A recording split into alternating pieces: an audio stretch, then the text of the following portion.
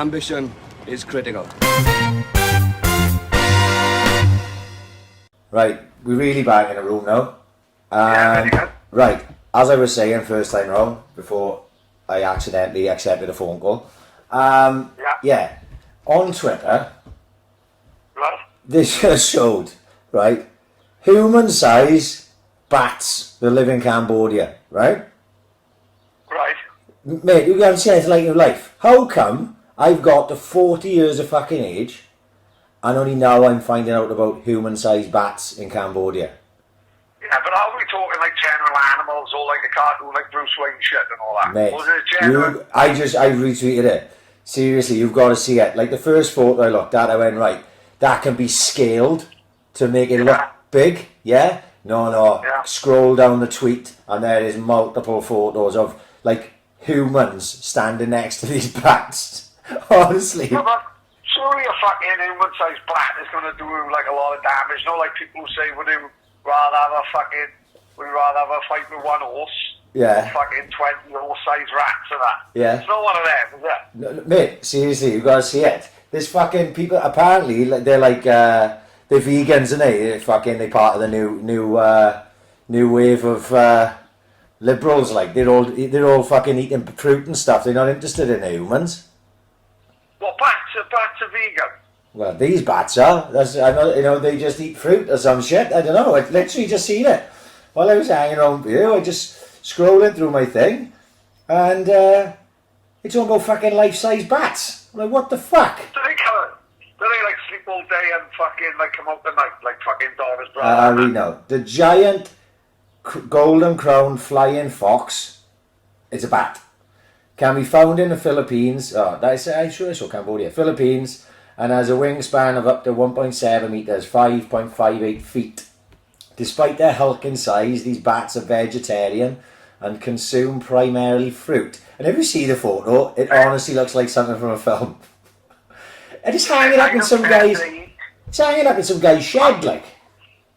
Man, I don't care if it eats fruit, waffles, strawberries, fillet steaks. Kill a cunt to birth. Simple as that.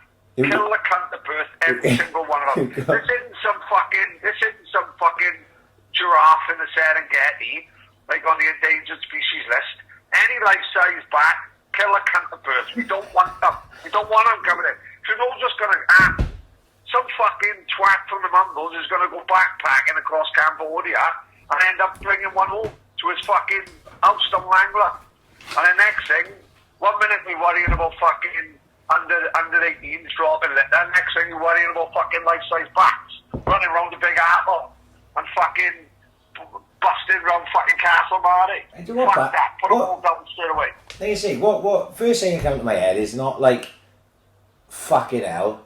That is a human-sized bat. It's like how come this isn't a bigger thing? How come it isn't like you go to Philippines, watch out the fucking human-sized bats.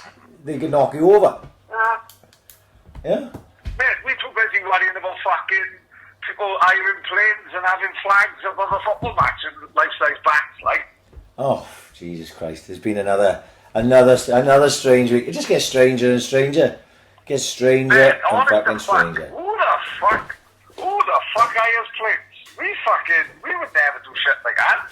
Hiring fucking planes and shit like that. Where the fuck did that one come from? Who hires planes? Right, the biggest fucking, when it comes to flags, right, I've had a fucking mare with a flag. On Donna's 40th birthday, I put happy birthday Donna, happy 40th, and I stuck it on the funeral directors on Portanan Road. So because that is the last building in Portanan, isn't it? All the everyone first. who comes in and out of Portanan will see happy 40th Donna. But what I didn't bank on was an old fucking school teacher from Dannegroy Road dying and having the biggest fucking funeral east side I've ever seen. And I didn't put Donna's flag up right. And it ends up over this guy's house is happy 40th fucking Donna Marie. And there's not many Donna Maries over here, so I didn't really fucking have an excuse. It was a fucking nightmare. Worst fucking day of my life. So this fucking school teacher is driving round and on the back of his hearse is fucking happy birthday Donna. I was fucking gutted. Absolutely fucking devastated. People think you like Donna. Well, yeah, at the bottom, I painted an acid smiley face, did I? You know what I mean? Going back to the fucking Martin thing. So after 40 corner with a fucking acid face is on fucking Danny Gregg's finest ever school teachers fucking is. Fucking devastated. Don't know where fucking bananas you were party. Well, how's things, son, anyway? Everything right? Everything's fucking great. I'm fucking full factures side of it. Dempsey made me fucking think of it. And now I'm half cut on a Thursday night. They got to work at 4 in the morning. No, it's not. It's alright. It's alright. alright. You've worked hard over lockdown, Paddy. You know, you can go in at half cut every now and again. I got a week off next week, and it's the first few days off since lockdown started. All these fuckers doing TikToks in the hot tub every fucking day, drinking fucking Red Stripe like it's going out of fashion. And it's my first fucking day, couple of days off. I can't fucking wait. Typical, it's fucking pissing down. Yeah. I had visions of me going down Langland doing balloons with the kids, having burgers outside the secret. And it's fucking pissing down. Ryan all probably closed, and all the fucking kids be back in school. I'm fucking tapping.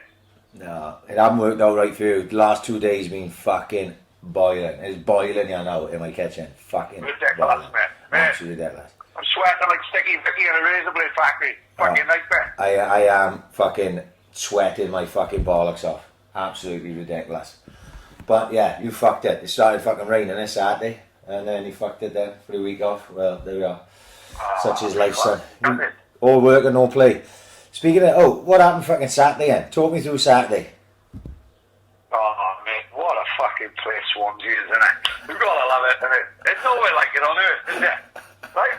So basically, anyone who's not from Swansea, because we are broadcasting to every single continent on the fucking planet, so just to let you all know, there's a place in Swansea called the SA1 area. Not usually for us, a little bit upper class for us, you know what I mean? Where most people down the SA1 will be dressed like Jeremy Clarkson, like brogues, bootcut jeans, with a blazer jacket. Not for us, you know, there's no bucket hats and Stone Island jumpers usually in the SA1, but we'll make exceptions on fucking lockdown when they're the only places opening. Fucking great. So he goes down there. You know, it was proper good. No bumping into people we hadn't seen for 3 months, like people like Josh Kagan, Kerry Hughes. Lovely to see Kerry Hughes out with his pants, not doing fucking sit-ups in the fucking warehouse. So it was fucking great. Like, there was good atmosphere down there. It was a bit of a queue to get into the bar, but it's just the using the heads they are. Like, there's no actual queue, whereas everyone's got to keep, like, 2 meters and then to just in one way out the other. One is expensive as I thought. Yeah, it's pints of Peroni and £5 a pint, but I was having 2 bottles for £6, which will take that all day long, won't we? I don't know how long all day you fucking take that. Yeah, all right. They had 2 rounds and I run over Sainsbury's and I got a fucking flag and a fucking Peroni. I'll hold my hands up, right? But it's going great. The weather's lovely. It's fucking boiling. Everyone's having a whale of a time. There's no visible bonnet sniffers, so we all do Charlie in the toilets, we all hiding it, from the local community PCSOs. Great day, having a fucking wicked laugh. All of a sudden then, 20 gypsies turns up with their fucking horses. Like it's Applebee game fair. Right, and I mean out of the blue, right? So this bouncer says, right, before they turned up, they said no one's allowed to stand in front of the bar. You've got to stand at the side and fucking round the corner, but no one's allowed in a spot. This bouncer, he's adamant, no one's there. Until fucking Patrick Doherty and all the other my big fat gypsies wedding turns up riding the horse in. All of a sudden, he didn't give a fuck then. You know what I mean? He couldn't tell them where to go. Yeah. Next minute, they racing up and down, no past La Perilla. Yeah. Oh, they going fucking 30 mile an hour on these fucking on sugar. Ridiculous. They fucking crackers going up and down fast as fuck. Good job the bonnet sniffers won there this week. They fucking hit the fucking Charlie off the fucking BMW bonnet. Things going like fuck. Next again, they closes all the fucking pubs. Because they can't get rid of the gypsies. They don't give a fuck, do they, the gypsies? They don't care. Yeah. You know what I mean? They're all about, they nearly tarmacked outside La Perilla. They didn't give a fuck. It was fucking crackers. We had to fucking go in. And it was going a great thing. But this was my concern. When you said about SA1, I thought, that's got, especially after what happened the week before, I was like, this has got 3 pints and a shutdown written all over it. This What do you do after that then? What do you do? Right then, we went to the pump house. Well, that was open, was it? Oh, right, okay. Yeah, pump house open, it was only selling dark. Fucking hell, I'm a fucking 8-year-old man, he can fuck off. So I went back all the Sainsbury's, got more cans. Basically, Sainsbury's, the only winners out of this is Sainsbury's. I'm going back and forth like I'm fucking Dudley Moore. So Sainsbury's sat outside pump house. Then we were stuck in. Then we went up Scott Hancock's, I don't know what up there. Me and Carnaby swimming in the bath as he came in. He was gutted. He loves his bathroom. Just had it done out. He had a shock of his life then. Me and Cobbs around each other's back in the fucking bath. And then I was home then by 7, sleeping by 8. Didn't know what fucking day it was. Pretty much a great day. These are the days that we remember. These are the days we're going to have coming out of the lockdown, I mean. Well, what do you think? Very random. Very drunk, very early. Yeah, what the fuck do you think's going to happen? One of the boys I worked with, the yellow cars, rang me just now and was like, "I'll be back at work." I didn't know I was working elsewhere. Like, he was like, "Oh, I'm going to wait till the pubs reopen to go back to work," and I was like, "Yeah, good luck with that, December." Right.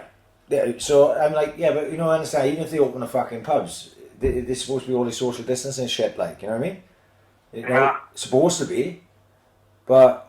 Like, how long is it until, we just fucking get on with it? Because... I'll tell you how long it is. If they open them all, it's just going to be 3 minutes. Right. Because that toilet will have 16 people in there before you can say rack them up. Yeah. But at the moment now, because people can't go in the fucking pubs, what we've seen over the last couple of days is people are congregating on the beach, like. You know what I mean? Yeah, fuck, yeah. And the videos of the beach parties look fucking amazing, to be honest. But this is this generation, isn't it? Our generation did not have speakers, and our generation did not have disco lights. We had a flag and a cider, maybe a bottle of Mad Dog, and that is us done. Yeah. All we had was fingering. This lot that pulls up like a fucking... This lot pulls up like a Calvin Harris concert. Right. The fucking fire... The maddest we had was a blowjob in Woolman Park. These fuckers got smoke machines, strobe light in the lot. The fire they had was bigger than the one they used to have on the Ghost. Unbelievable. It was impressive. The flyer was like a display in St. Helens. They had Jean-Michel Jarre playing. No shooting cannons back and forth. Honest the fuck. That fucking one bonfire was like the one they used to have outside Maggie Dick's. Wasn't it? It was bigger. It was only just smaller than Pen and Van. It was one of the 3 Peaks challenges, wasn't it? Outside Maggie Dick's. 40 minutes. This generation's fucking mad. It's fucking crackers. But so what's the drill? Like, cause I'm struggling to understand now, right? Because on the beach, the social distancing doesn't exist, does it, or?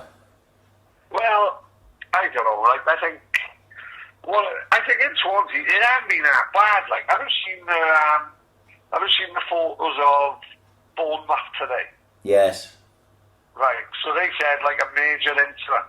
So I thought maybe someone's died. The major incident was how many fucking people turned up in the sandbanks. No, Harry Redknapp, Posh as fuck, millions. Yeah.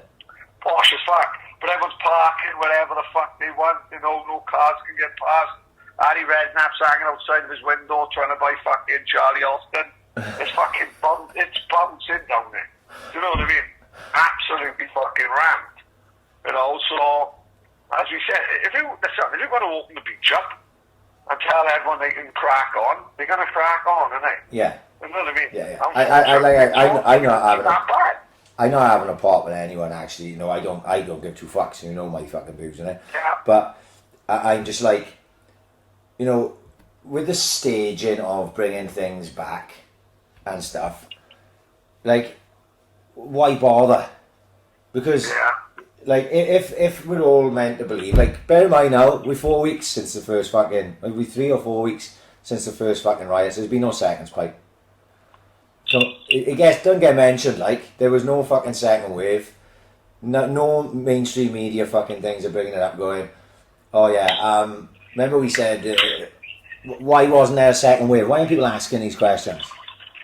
Why aren't people asking why isn't there a second wave if we're led to believe that coronavirus is such a contagious thing? Does it just not affect protesters? Is that Or sunbathers. Yeah. Or eastsiders. It's a very woke, disease. Like it understands who it wants to infect, and all those righteous BLM marches. It's not going to infect none of them. No. I don't personally. It's not going to affect sunbathers. Yeah, so it doesn't affect sunbathers. So right, okay. So what the fuck? Why ain't anyone asking why was there be no second wave? Because there should have been. We all know there should have been. If it was as bad as it was supposed to fucking be, there should have been a second fucking wave, which there wasn't. Have you seen the videos of Brazil? Well, they broke into the hospital and there's no fucker there. Well, I don't know. 1 minute you've been told that Brazil is fucking absolutely rife and it's overtaken America, and then next minute you see that video that was put up the other day of no fucking in there. So you don't know what to believe, do you? Because obviously, if you're going to walk the centre line, which I always try to do, as much as it could be a hoax one way, it can also be a hoax the other way. Yeah. Yeah. So we think we are looking at a hospital that's being broken into and there's nobody there, but that could be an elaborate hoax, isn't it? There's a chance. Yeah, exactly. You don't know what to believe. You don't know what to believe is what I'm getting at. And if you want to think of anything fairly, you can't just jump on a bandwagon because it suits your fucking side of things. You have to look at things. Now, I don't look at that and immediately go, fucking hell, look at this fucking shit. This backs up everything I've been saying. No, you've got to look at it but you say, you listen to the Elon Musk Rogan podcast, he says a lot of shit. There's all this is out there. They reckon that doctors are incentivized to put deaths down with coronavirus. I don't know how much truth is in that. I'm not trying to claim that I know it all. I'm just saying that's not one person saying that.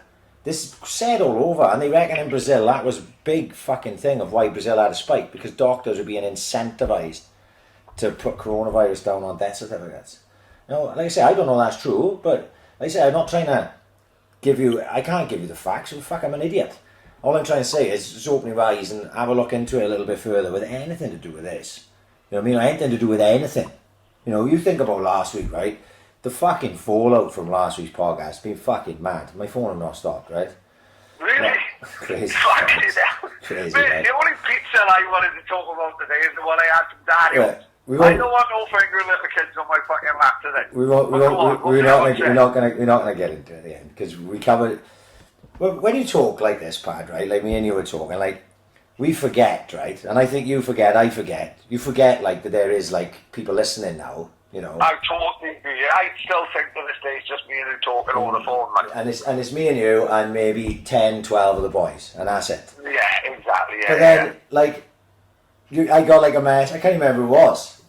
It was in a WhatsApp message. And it was like, yeah, my missus just walked downstairs and she was messaging with the girls on WhatsApp talking about Pizzagate because they'd heard the podcast. And I was like, what?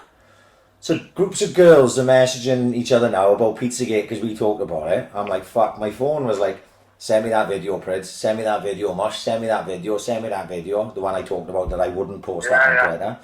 I don't know how many people I sent that to in the end. I lost track between my Instagram, my Facebook, my Twitter and through WhatsApp. I don't know how many people I sent it to in the end, and everyone said the fucking same thing. Grim as fuck. If anyone haven't watched it, I'll still send it out to them if they want to see it. And then you talk about this thing, and then literally today, you get Craig Allen tagged me in a thing on Twitter. Pizzagate trending #1 in the UK. And I'm like, what? This is the AIC effect to the nines.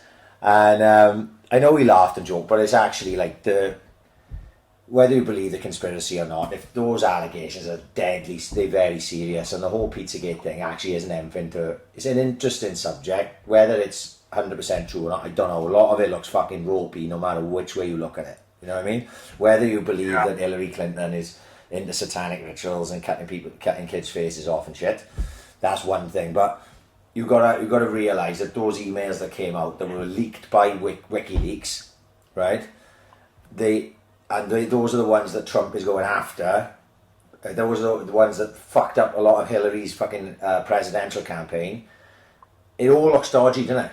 Why would they go to these lengths to hide these emails if there wasn't something fucking ropey in it, you know. So I know when you're being told a story, and this is any fucking walk of life, when you're being told a story, the story don't make no sense. You pick up on it, don't you? So when you're always trying to make sense of something.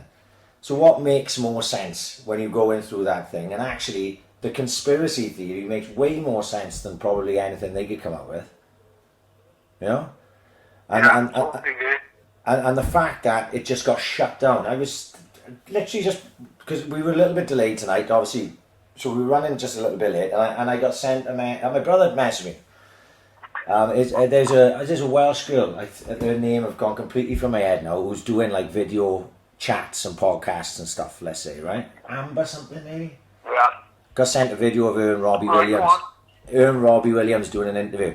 I didn't watch it, but I saw another interview of hers where she seems pretty forthright. Like I don't think she'd be long for social media, let's put it that way. Because I think she just fucking says what she wants to say. She has her views. Anyway, but she was talking to Robbie Williams and they talked about Pizzagate.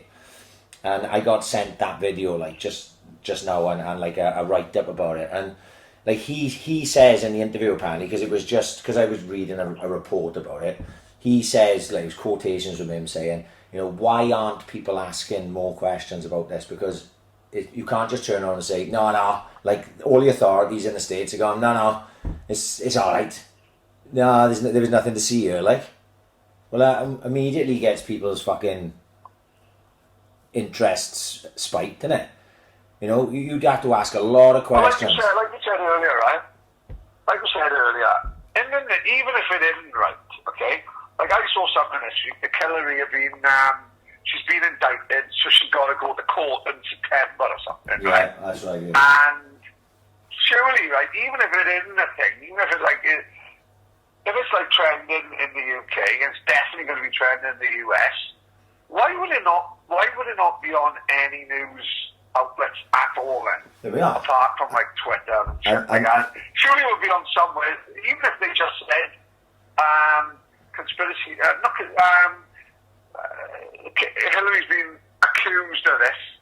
100% bullshit. Yeah, because, she's probably going to get off for that. But why is it not even on the news? Like, do you know what I mean? Why is it not on there in the little? Why have we got like a flag for Burnley? Number one, like running news item on the news, and then something as big and wide scale as that's probably trending all over the world. Don't get 2 minutes at the end, like right. Not like a Trevor McDonald. Yeah. And finally, there's a 6-foot cat running around fucking Putana, and Donna's riding it like Seabiscuit naked with a tits fucking going side to side. You know what I mean? One of them stories at the end of the news. Like, why are you being one of them? Like, you know what I mean? Well, this is it, isn't it? That's a legit question to ask. And like I said, we've been saying this way before we got on the conspiracy stuff. You don't ever read the fucking paper and don't watch the news, because that's not news. That's an agenda-driven thing.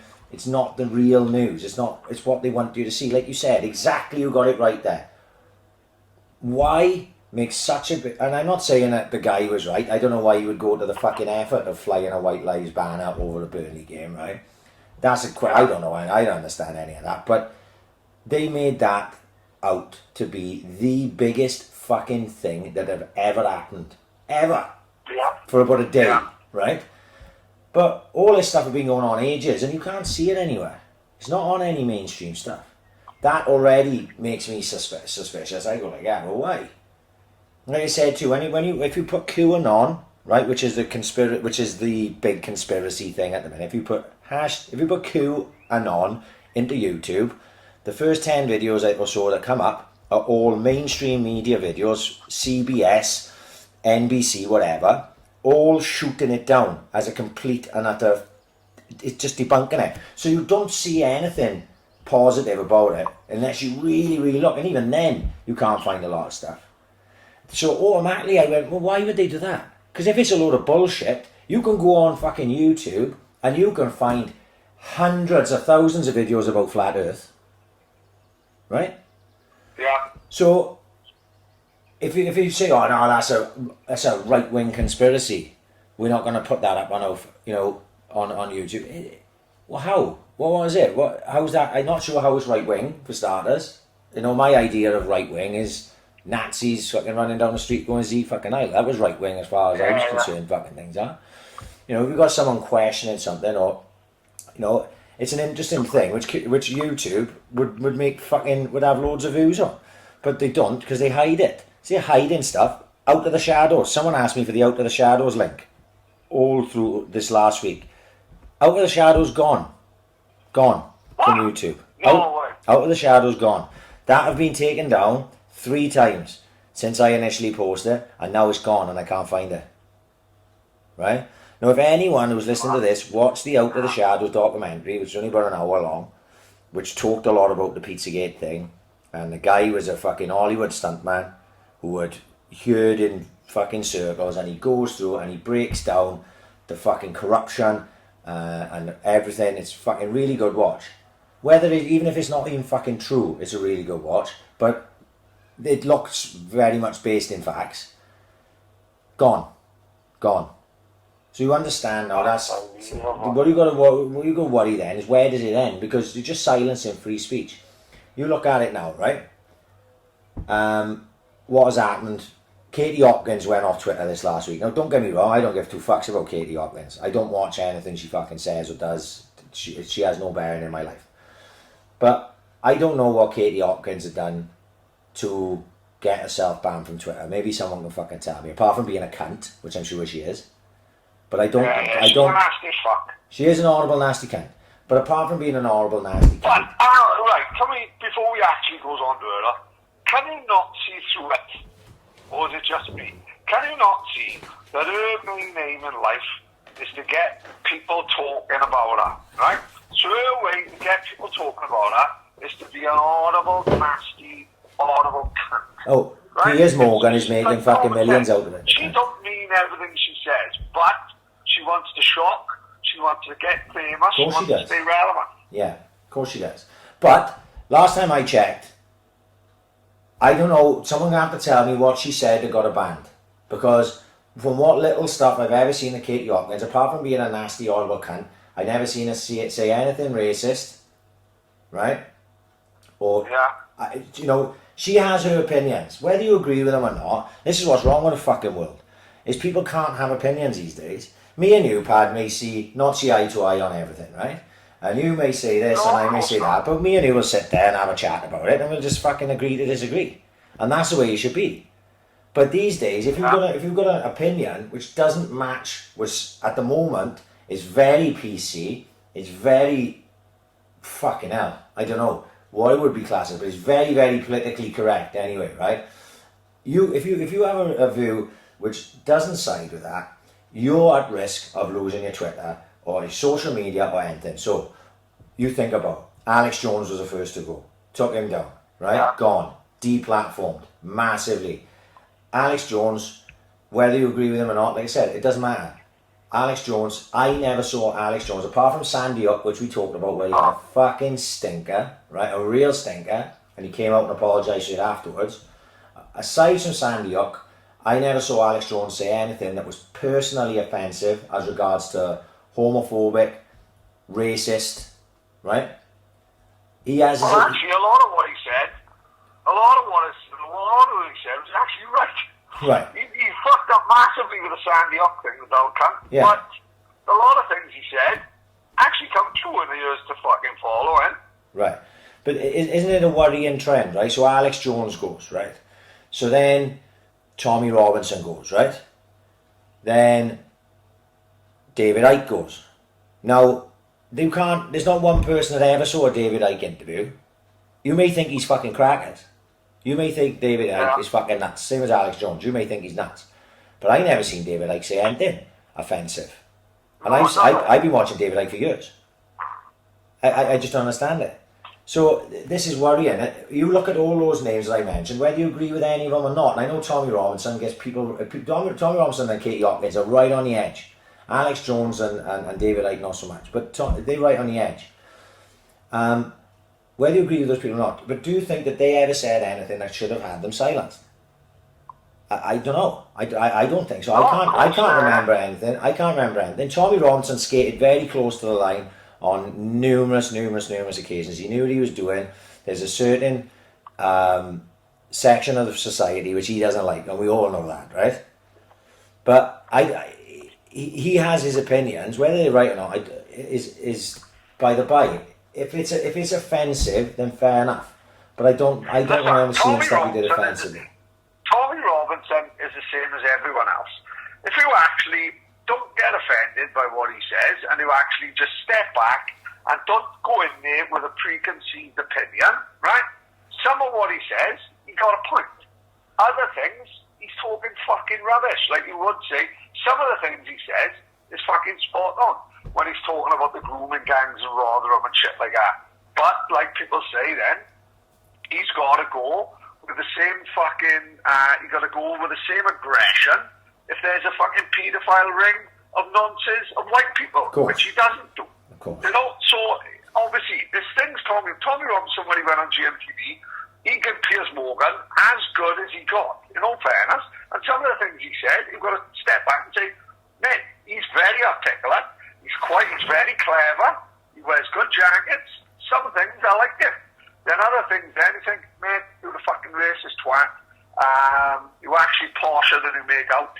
Your real name is not Tommy Robinson. Tommy Robinson was a name taken from one of the fucking main men of Luton's hooligan gangs, MIG, they was called, Men in Gear. Tommy Robinson was a name that he took off the main man from Luton's hooligan firm. His name is Stephen Yaxley Lennon. And by all accounts, like, he's living in this big £1 million house now, driving a big Range Rover because of money that's been donated by fucking people up and down the country who believe what he says. He's actually very clever. He's made himself very rich. But on the other hand, he's also got a fear for his life daily, isn't he? He's got a fear for his family life daily. He can't go anywhere in the country without looking over his shoulder. I've seen videos of him going to races in Chepstow, fight them. Walking down the street, fight them. He's fucking, when he got sent to prison, he had to be self-isolated. There was Ross Kemp, when he went into prison, when he... yeah, of course. He was put in, what do you call it, isolation, like, you know what I mean? Protective custody. Protective custody. Yeah, so, you know, imagine how scary that must be for him in prison, you know, and in the next block over, there's probably the guy who killed Lee Rigby. It was, I think, wasn't it? Yeah. The other side of the spectrum, isn't he? So it's a very, very scary life to live, you know, but you must believe in what he says so much, and he's risking his life every fucking day, which in some ways you've got to respect, and in other ways he's a fucking donkey, and he's a fucking asshole. Yeah. It's the same as everything else that we're talking about. There's right and there's wrong. Not everyone's right all the time, not everyone's right all the time, not everyone's wrong all the time. Sometimes people can be right, sometimes people can disagree with him, and you can disagree with them. It don't mean you fall out with them. No. This is the thing with Facebook, innit? A lot of people on Facebook think they got this. Before Facebook come along, no one had a platform really, did they? No. All it would do was phoning mates or texting mates, and if they didn't give a fuck what he was thinking, they said, shut the fuck up. But now, every single person has got a platform, innit? And all of a sudden, they think that the opinion they got is the be-all and end-all of the earth. And whatever he says, if you disagree with me, you were wrong. Well, unfortunately, that's not right. Like, this is where I tell people all the fucking time. Before you write that long status and press send, step back and have a think. And all you've got to think of is look in the mirror and say to yourself, does anyone really give a fuck what I think? No. And 9 times out of 10, you will look back in the mirror, if you're really honest with yourself, and you will say, no, they fucking don't. Because no one gives a fuck what I says in the house. I tells people to get to bed, they tells me to fuck off, I'm doing TikToks. I tells Donna to suck the old boy, she tells me fuck off, we haven't had the bath in 3 days. No one listens to me in this house. So why everyone's going to listen to me on Facebook when I care about Boris Johnson? No one gives a fuck. Just accept it. You know what I mean? Yeah. But in this world that we live in, you can just mute people. You don't have to... If Tommy Robinson or Katie Hopkins or anyone else, whether it be left or right, whatever the fuck, and this dude, it just could be anyone. It could be fucking that guy you met 3 years ago on fucking holiday. He's actually quite a boring cunt, but he's on your Facebook. You can just fucking mute them. You know what I mean? It doesn't fucking matter. So why other people's opinions, rightly, whether you agree with them or not, it shouldn't bother you. Because if you don't agree and you don't like what they say, just fucking ignore them. But the deplatforming shit It's bollocks. Yeah, I don't agree with it at all. I don't agree with it at all, no matter who it is, and that would be anyway. It always seems to lean. The people are leaning what would be considered to the political right, like. But so that tells you who's running the tech companies and stuff. They're all leaning to the left because they've got, you know, they come out with the fucking. They turn around and say, "Oh, well, we're a public limited company. We can do what the fuck we want. You know, we'll have on our platforms whoever we want." But then those people making decisions, Did you see this weekend? Did you see this week? And I only bring it up because I think maybe 70% of the people who listen to the podcast will know what we're on about. Like when we talk about Joe Rogan and Joey Diaz. Do you see what happened to them the weekend? Well, I obviously, yes, but you explain it. Right, so for anyone who doesn't know who Joe Rogan is and Joey Diaz, basically probably the biggest podcast in the world. They're the biggest podcast in the world, I would say. It's the biggest podcast in the world. It's not the biggest YouTuber in the world because obviously with the kids the kids watch people and they have 20 million fucking views on YouTube. But basically Joe Rogan is a UFC commentator, used to host Fear Factor in America. Stand-up comedian. He started podcasting about 10, 15 years ago. I don't think he was the first podcaster, but basically he's got it down to T and he's the biggest podcast in the world. And similar to what we do on a worldwide scale, he just have people in his studios for 2 hours and they'll just talk shit. And they'll just talk about anything. Anything goes. And there's no topic as such. They just go wherever they go. And he's a comedian as well. So he's one of the biggest comedians in America. And his friend is a guy called Joey Diaz, who's another comedian. And Joey Diaz is basically the only way I can describe him. He's a brilliant storyteller. A bit of a character in the 80s. I think he got arrested for kidnapping a guy and fucking threatened to kill him. He got a bit of history, but basically he's a storyteller and he goes off on one. And about 10 years ago, maybe 5 years ago, he told a story on Alex Jones's podcast, I think, or Joe Rogan's podcast, about female comedians. And he said he wouldn't let a female comedian on stage in the 80s unless you give him a blowjob. Now, anyone watching the story, everyone around him's laughing, and I think personally, even if he would say this is a true story, everyone who've ever seen Joey Diaz will probably say all that is a fucking joke. He's a comedian, Joe Rogan, a comedian. They're just saying things just to get a laugh. Yeah. We're all guilty of that. No one's more guilty of that than me. Do you know what I mean? Yeah, I don't actually hide all my Charlie until his pants draw. I'm not a twat. I put it in a soft drawer. No one's going to look. It's fucking obvious. You know what I mean? So basically, he said a story. Well, now all of a sudden, someone have got wind of this fucking story he said 10 years ago, and everyone's tried shutting them down. They call them sexist, and they call them this, and they call them that. And it's disgusting the way he's talking about women.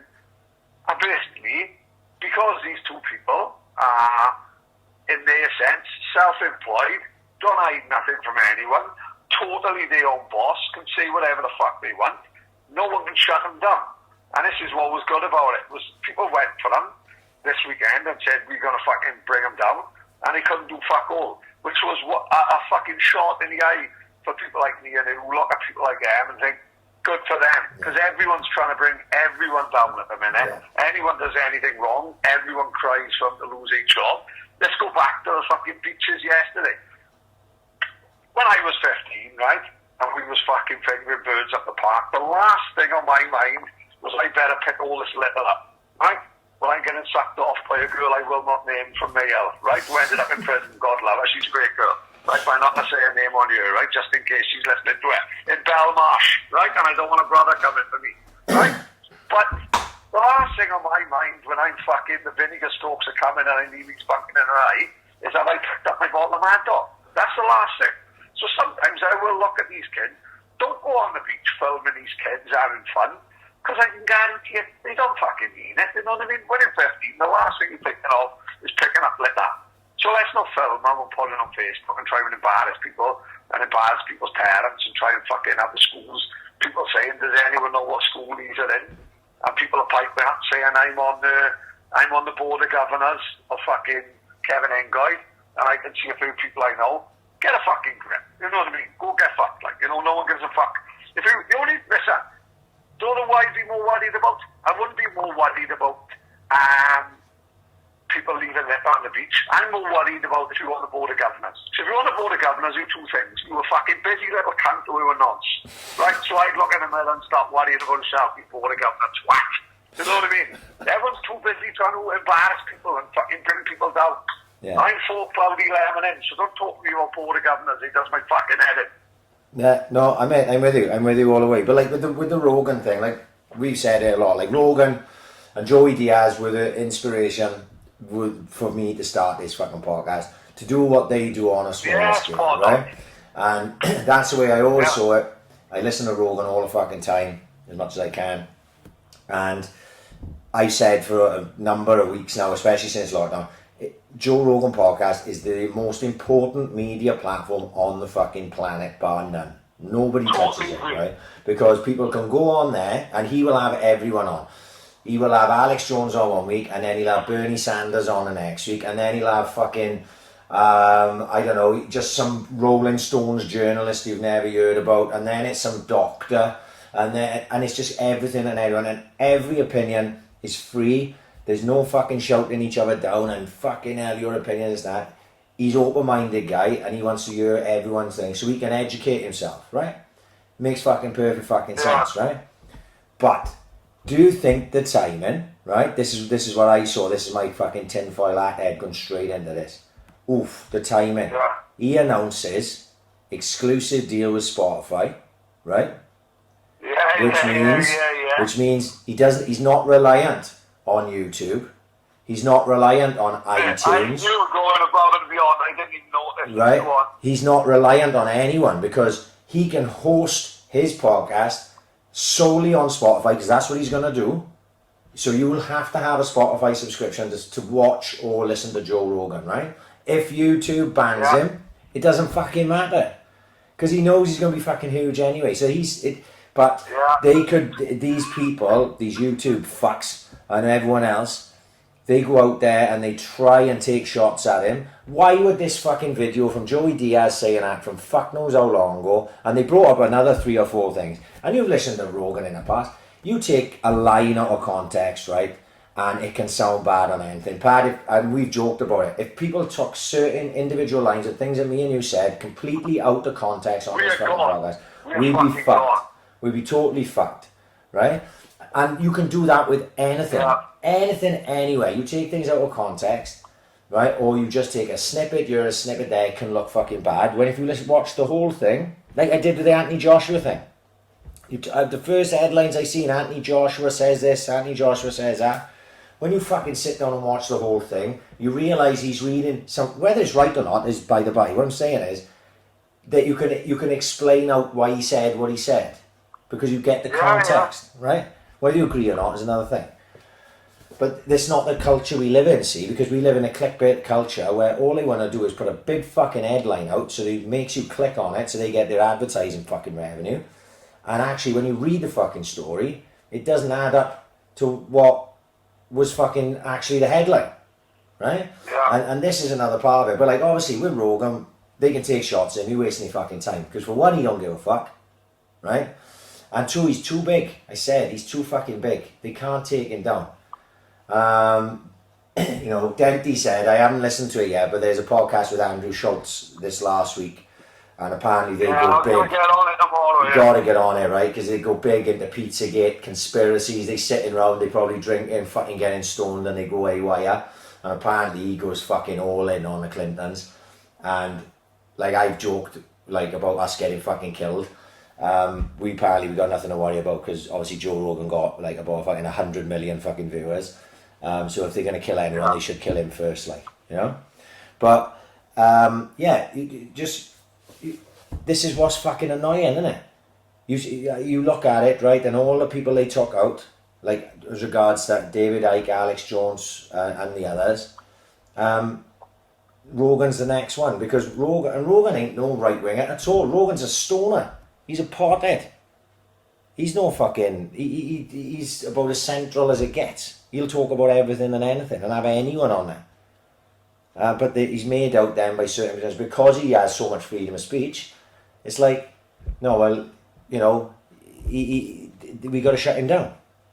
But you can't. Sorry, it's too late. You fucked up. You should have got him sooner because he's too fucking big and he's too fucking important.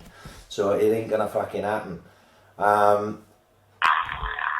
Actually, you know, we're going about this thing. I found out about this thing yesterday, right?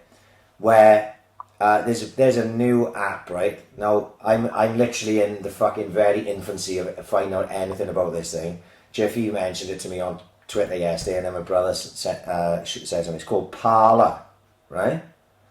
Parler, and it's like a Twitter platform where everyone who's been banned. Because trust me, there's a lot more than the odd one, 3 or 4 that we know that have been banned from Twitter for just having certain views. And apparently this sort of platform is like censorship free. Right. So, no, I don't know any more about it than that. I'm scared to even delve into it, to be fucking perfectly honest with you. But I think, as far as I know, it's all fucking legit and above board. But it's given a platform to the people who've been deplatformed. So I would just go on and just see the Alex Jones stuff because I think he's fucking bonkers. But because like David Icke got his own website anyway. He's got two websites. So I don't need to do that for him. Like, but I watched interview. He was on London Real again last weekend. So over the course of the lockdown, he did his first London Real interview was right at the start of the coronavirus outbreak in China. Right. He talked about that, and apparently it was fucking huge. I didn't know anything about it, right? But apparently it was fucking huge.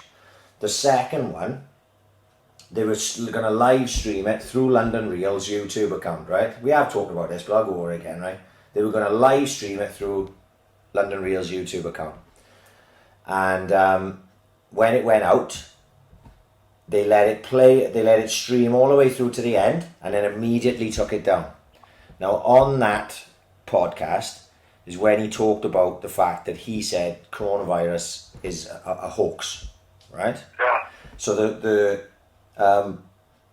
what YouTube used as the reason for taking him down was that he was promoting misinformation about the coronavirus, and that wasn't allowed. That was, because obviously it could cause health issues if people believed him, if it wasn't, if what he was saying wasn't true, right?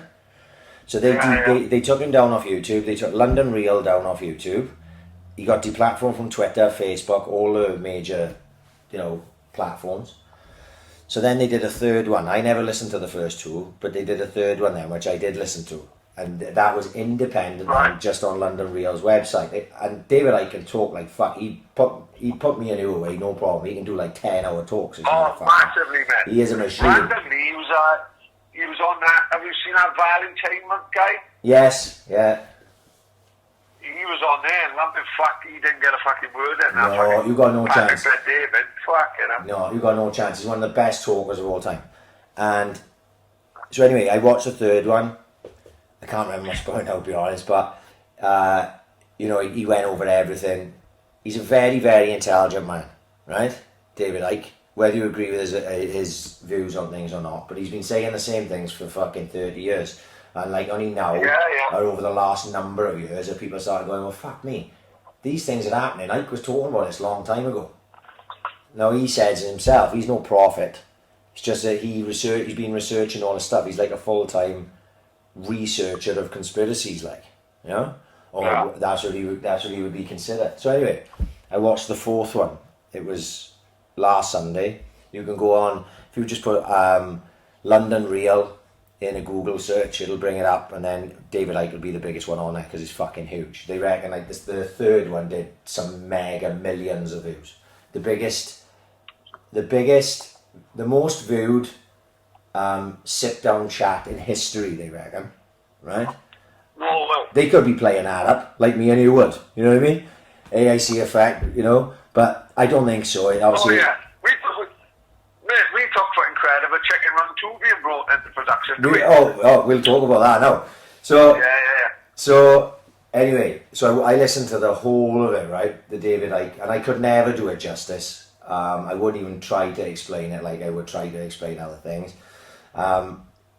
But what he said, right, like at the end, because it's all a bit doom and gloom. Like if you go with what he's saying of what we've got to expect to come up, it's pretty doom and gloom, like, right?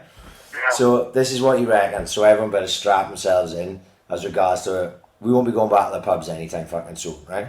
Because this is what he reckons, and pretty much David Icke gets it near enough right most of the time, right?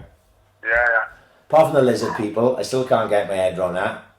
But he's on, and that was a long time ago. But yeah, but don't forget, that was just before V came up. Can you remember V? Oh yeah, classic program. Still one of the greatest television programs of all time. So what he says is upcoming. He reckons that obviously when flu season starts, that'll be like October time or whatever. You will naturally see more deaths from the same type of symptoms of what coronavirus are like, because they flu-like symptoms, yeah?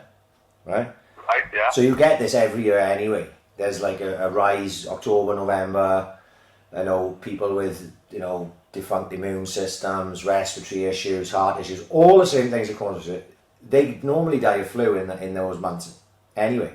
There's a large number of people. Yeah. But what they'll do is they'll use that to put in another lockdown, right?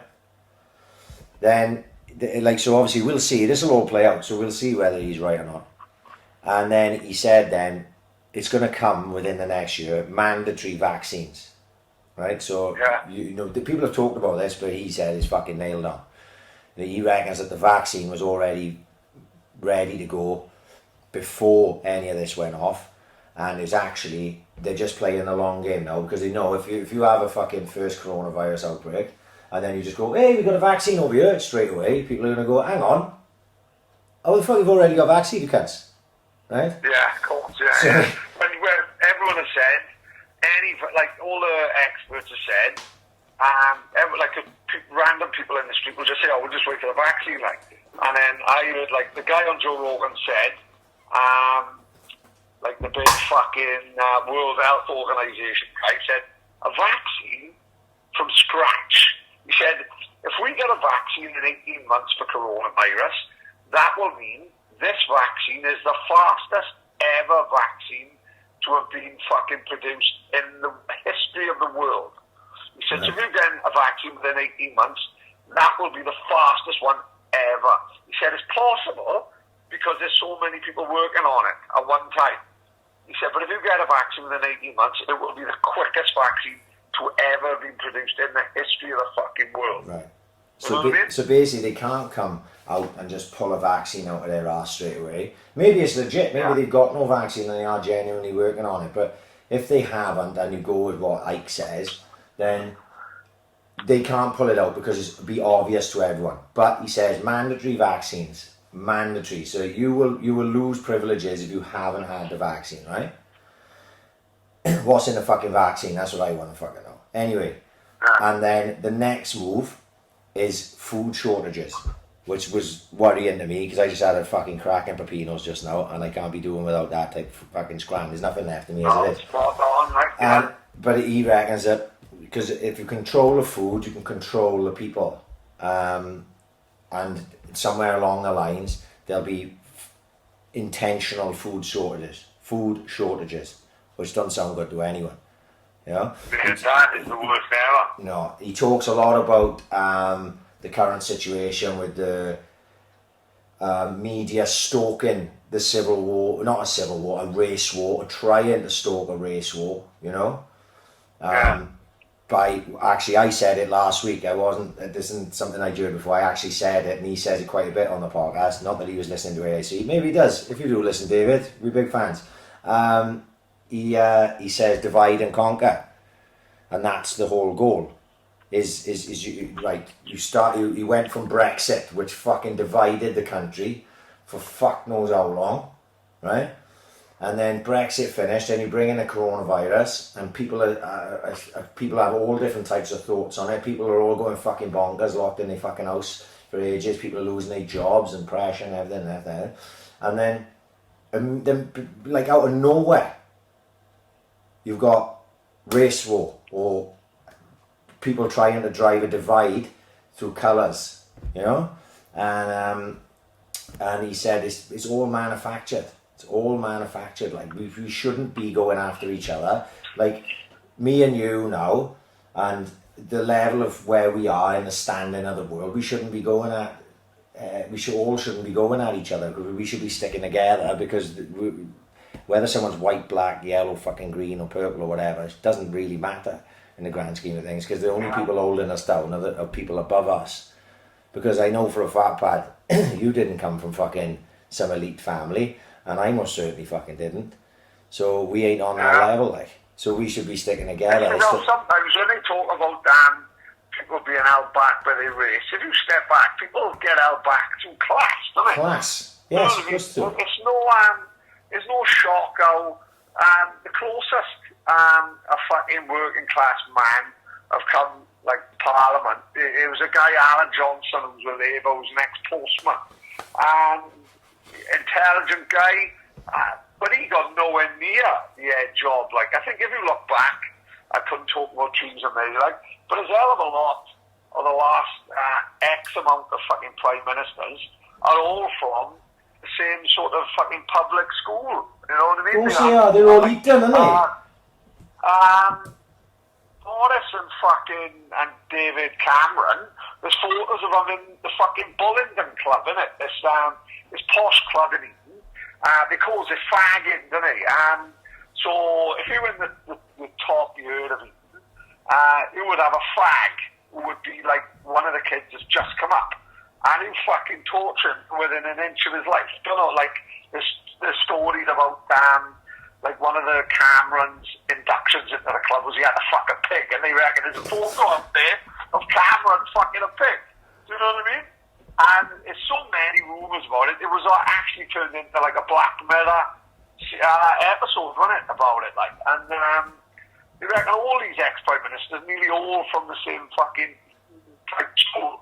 Because you're telling me now, Boris Johnson couldn't get a job as a CEO of a big fucking company. Boris Johnson was more like bred to be prime minister.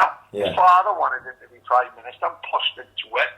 And it's fucking like Boris Johnson was tape recorded.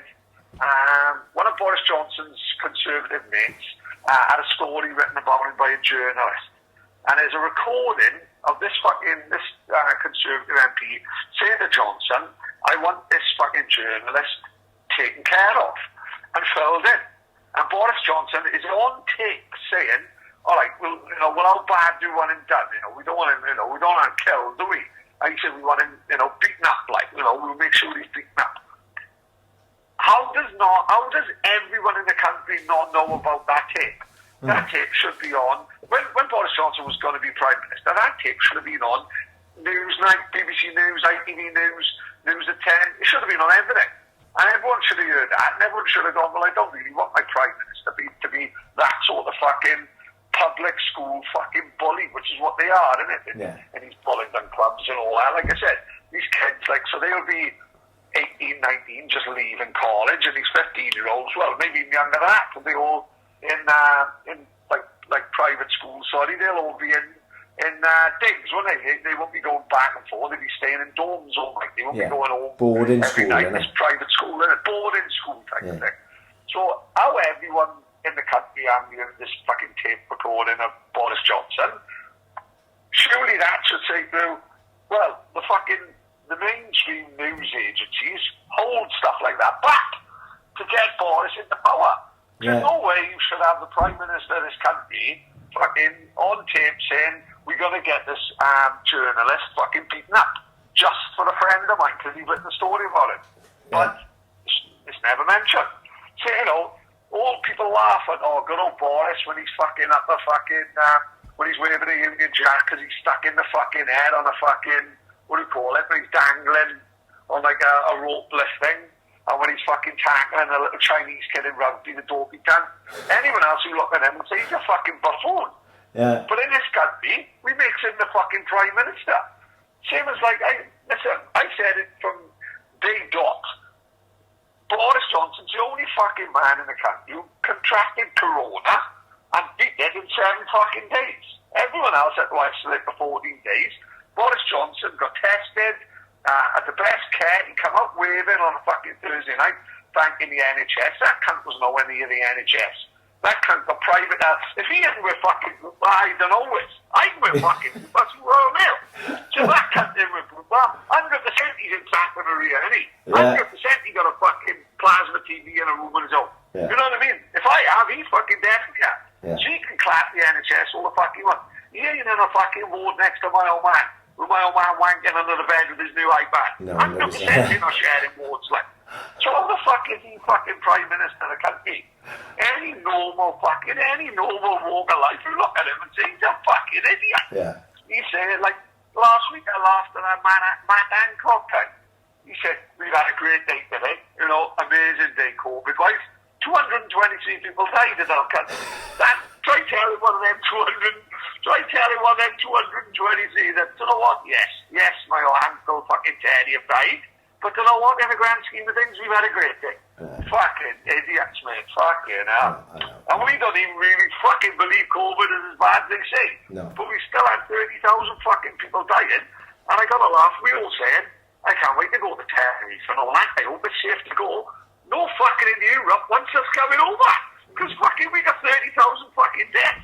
You can forget. Tenerife are saying, thank you, we don't fucking want you. You can forget all about that for a while. You can forget about the fucking Benidorm Jolly Boys outings and all that. It's gonna. It's just I not totally gonna agree. happen. Just don't even set your mind on it. I not set my fucking mind on it. I'm supposed to be going camping August bank holiday weekend.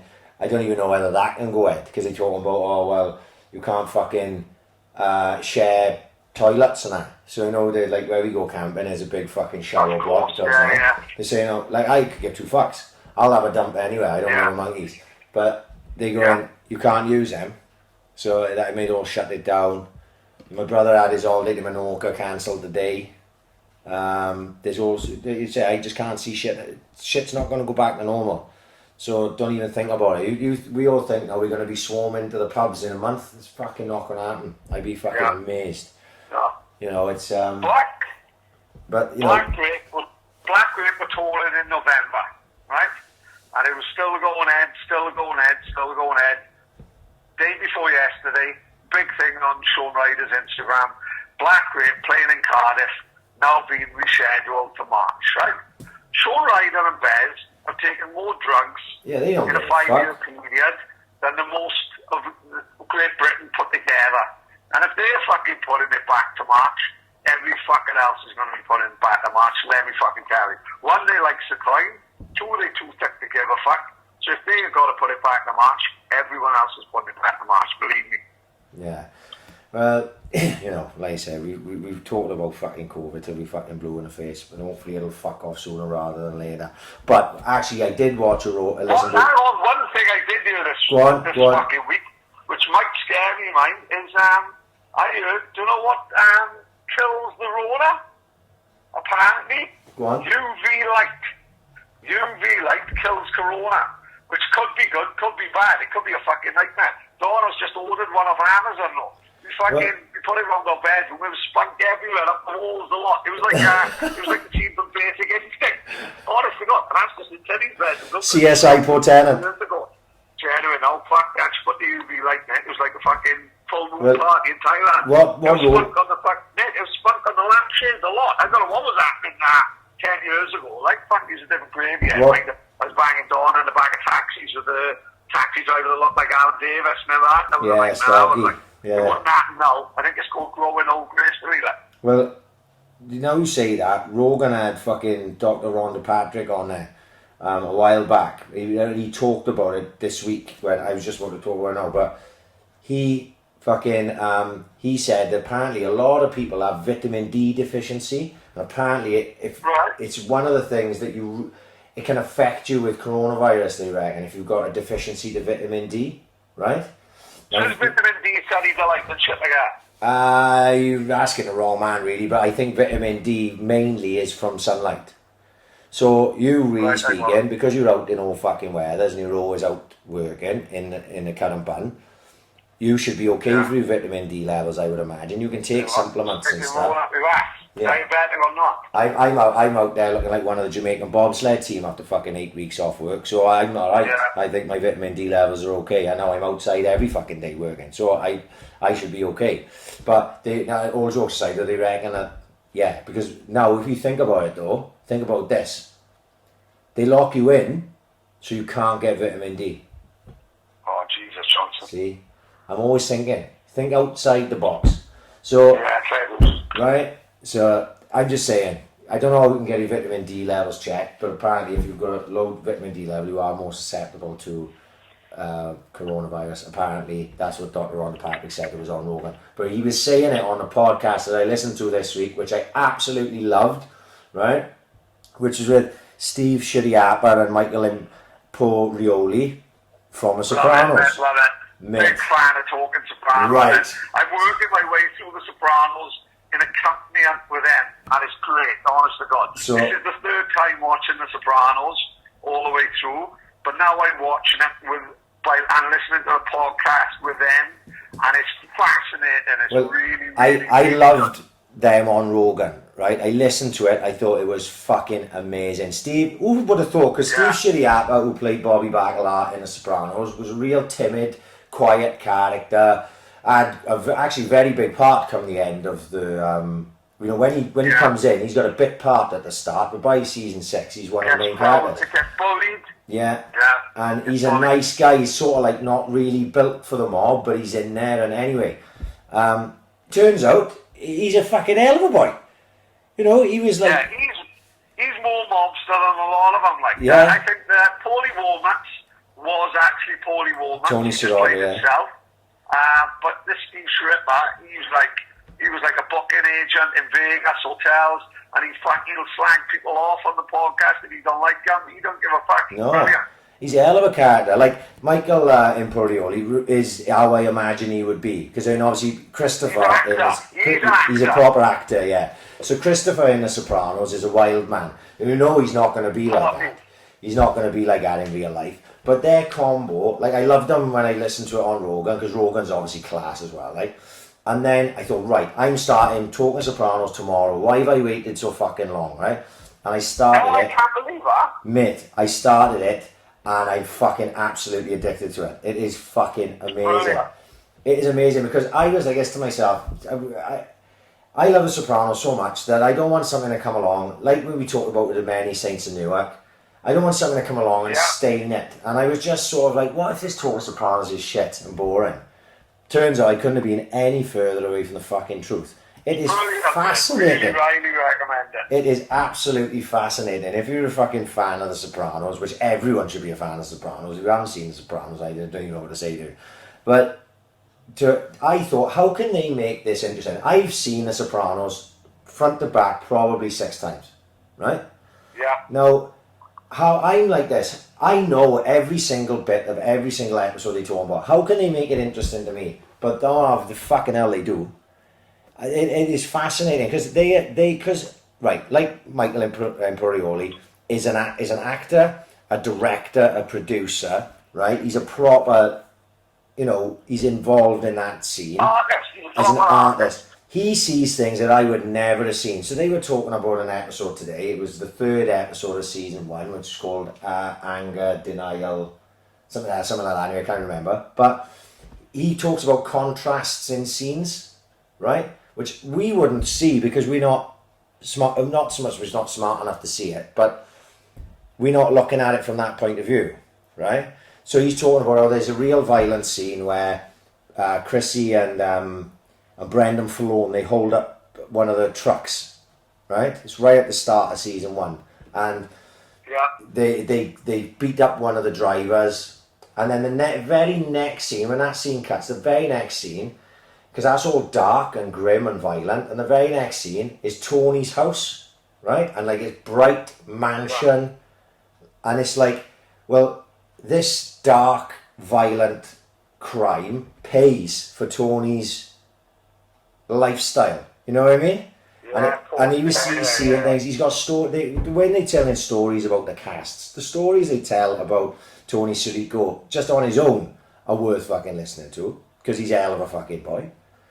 And like I said, I only started it day before yesterday. I listened to 3 episodes.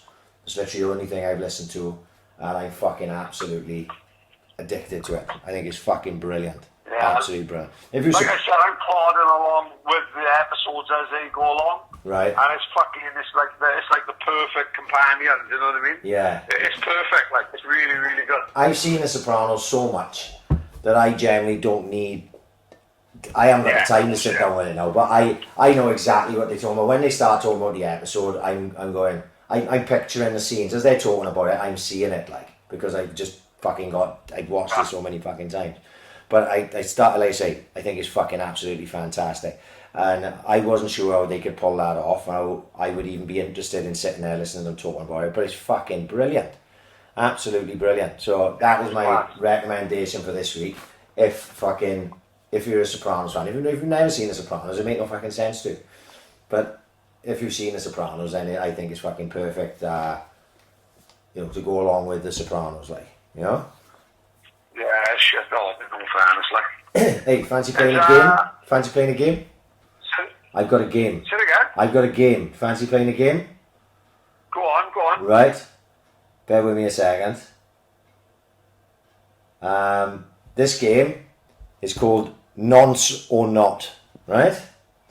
Now, I have, this week, stick with me a minute, I've got the flight list from Epstein's planes, right? Yeah, go on. Now, can we say, would we be fair to say that there may be a number of people who genuinely got on Epstein's plane and never did any nonsense? Is that a possibility? Yeah, of course. Yeah, there's got to be, innit? Yeah. There's got to be. There's some people who didn't know his story, didn't know what the fuck. They just thought he was a rich guy who flew people around. They spent a couple of days on a private island, went home. There's very, very good likelihood of that, isn't there? Right?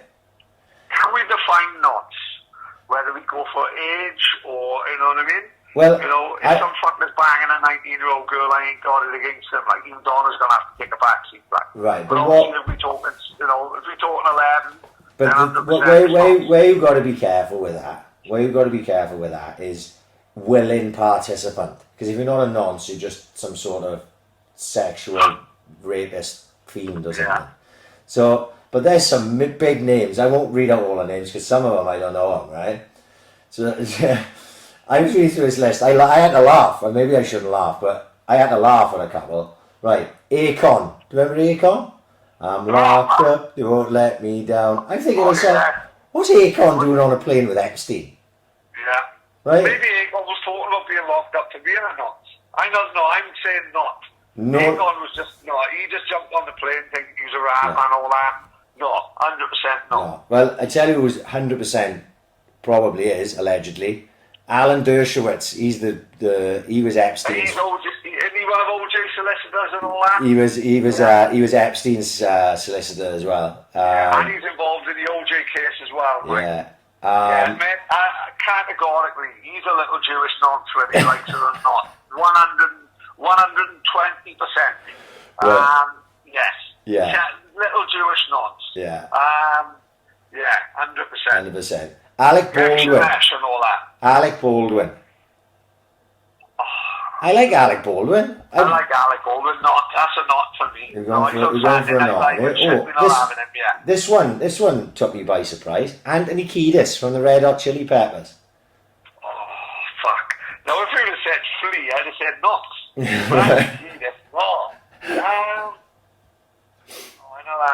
No, that's a not for me. That's a not, is it? Right, okay. We got Barack Obama, big name out early.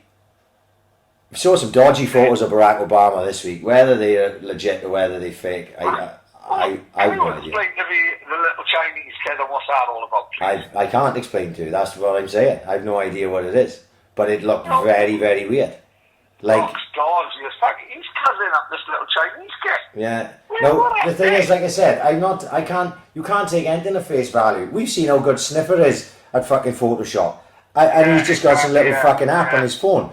I'm trying to work out whether that could be fake, like, you know? Mate, I worry every day Sniffer's going to put a little Chinese girl on my lap when it's actually like the fucking noodles from actually, if we'd have gone along with your idea for the artwork this week, we may have got shut down, but there we are. Exactly, yeah. Ben Affleck. I never had Affleck down as a nonce. I got to be honest. No, he was banging J-Lo, Jennifer Garner, you Daredevil. He ain't nonce. I'd be surprised. Beyonce? Fuck was she doing on his plane? That's some Illuminati shit, isn't it? Oh, I can't see her in fucking Jigger, man. Truly not. No. You know what I mean? They just because they're black and proud and they like in the upper echelons of society, I'm not having them two down as nonsense. Yeah, well, fuck. Do you know, this game could go on about fucking 3 weeks. I may save some of these. Yeah, I agree. I'll pick out a couple of big names off this line that I'm looking at. Bill Murray. I hope not. Oh, I hope not. No. I hope really Groundhog Day, Scrooged, Ghostbusters. Please don't. Great in Zombieland, little cameo, yes. Please don't be fucking Bill Murray. We can't be having that. You know the story about Bill Murray going to Scotland? No. So there was, what was the film that he was saying? I think it's called Morning Men.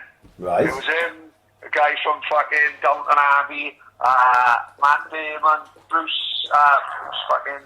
yes, now you say it. I have never seen it, so I remember it. Yeah, so it's all about paintings that the Nazis stole, and there was a team of experts that could go into Germany just after the World War II to grab all the famous works of art like Van Gogh and shit like that. And it was all in this film. And it was on Graham Norton, and he was all telling a story about Bill Murray come to promote the film, and he just he went missing. No one can find Bill Murray. They had a big interview in fucking Pebble Mill or something, and they couldn't fucking find him anywhere. Right. And it turns out he just jumped on a fucking train and went to Scotland for the fucking 3 days. Didn't tell no one. Just staying in these fucking little hotels in the islands. No fucking knew who he was. And of course he just travelled home to Scotland for a couple of days, which I thought was fucking brilliant. Yeah, I think he's... I really hope that he wasn't doing any nonsense while he was there. Yeah. I would go with that. Now this one, Charlie Sheen is a right dodgy sort. And it wouldn't surprise me. No, and there was talk of Charlie Sheen rattled who's the guy out of the fucking Goonies and the Lost Boys? The guy? Cordy. Cordy Haim and Corey Feldman was the talk. Right, yeah. But Charlie's been living a fucking wild life for a while, so Charlie Sheen wouldn't fucking surprise me. In his famous words, when they said he was bipolar, and he went, I'm not bipolar, I'm by winning. Yeah. Straight away he thinks, his head's fucked. He was fucked. He was smoking too much crack. He was banging too many porn stars. His head was fucked. Now look at him. He got fucking HIV. What a div. Demi Moore. That can't be having Demi Moore. Demi Moore. She couldn't possibly be a nonce. I'm going no on that. Courtney Love though. Courtney Love. Courtney Love 100%. They reckon she's well behind one of the reasons Kurt Cobain died. Yeah. Courtney Love is a very weird fucker. There's a documentary out there about Courtney Love, which I'll have to find out and I'll have to watch it and tell you what it's called. But she's mixed up in some fucking dodgy shit, Courtney Love is. Yeah, I would say that as well. She doesn't look... you just look... Even if you knew nothing about Courtney Love and someone just showed you a picture of Courtney Love, you'd go, oh yeah, she's fucking bonkers, isn't she? Freaky little fuck. Yeah. Right, I'll just carry a couple of Gwen Stefani. Oh, I can't have Gwen Stefani. No. Fucking hell. On this line here, we've got two absolute nailed on though. Ghislaine Maxwell and fucking Bill Clinton. Two of them. We come back. There's another two big sections of that, and I've seen some absolute pearlers. I won't even fucking say it now. We'll do. If I've got no material for next week, we'll just do another lot of that. But these lists, fuck me, there's some dodgy names in this. Weird. Because you think to yourself, like, I suppose if you live in a celebrity world, you could be anyone now. You've made a couple of films, you've had a big hit, and you're starting to live the celebrity life which you never had before. And then you're going, you're going to these parties and you're meeting these people and you think, oh, this is fucking wonderful, isn't it? Like, everyone's buying me fucking drinks and there's birds everywhere and this and that. You may not even notice. You may just go, this guy Jeffrey here, he hosts all the big parties over here that we've been coming to. And then, he'll fly you out, man. He got his private island. And you're going, really? What do you mean? Yeah, in the Virgin Isles. He'll go out there for a few days, man. He'll put you up, like. And you're going, yeah, fuck that. You wouldn't turn that down. Oh, well, I say, if you didn't know, you know what I mean? You're not to know. That's why the Chris Tucker one always stuck with me. When I saw that fucking documentary and Chris Tucker, I'm like, the others, Kevin Spacey and fucking Prince Andrew, and I go, you fucking seen them coming a mile off. But you go, Chris Tucker, he was in Friday. He's not fucking, you're not got Chris Tucker down as a fucking pedo. And the one that does you in mind is Weinstein, mate. Because, like, everyone in Hollywood turned a blind eye for fucking 20 fucking years, mate. Yeah. And they reckon that it got to the point where Weinstein didn't even really know he was doing anything wrong. Because when he got Gwyneth Paltrow sucking him off to get in Shakespeare in Love and get in Seven and shit like that, in his head, he didn't think anything wrong was happening. Because, like, do you see what, like, Weinstein's wife, she's like an English woman, very attractive woman. The day it come out, she was fucking gone with the kids. Ta-da! There's no loyalty there. She's fucking gone. Well, she probably knew. She knew the crap. She didn't know half of his history. She knew the crap. She was with him. She's only with him because he's one ugly fuck, mate. Yeah. You know what I mean?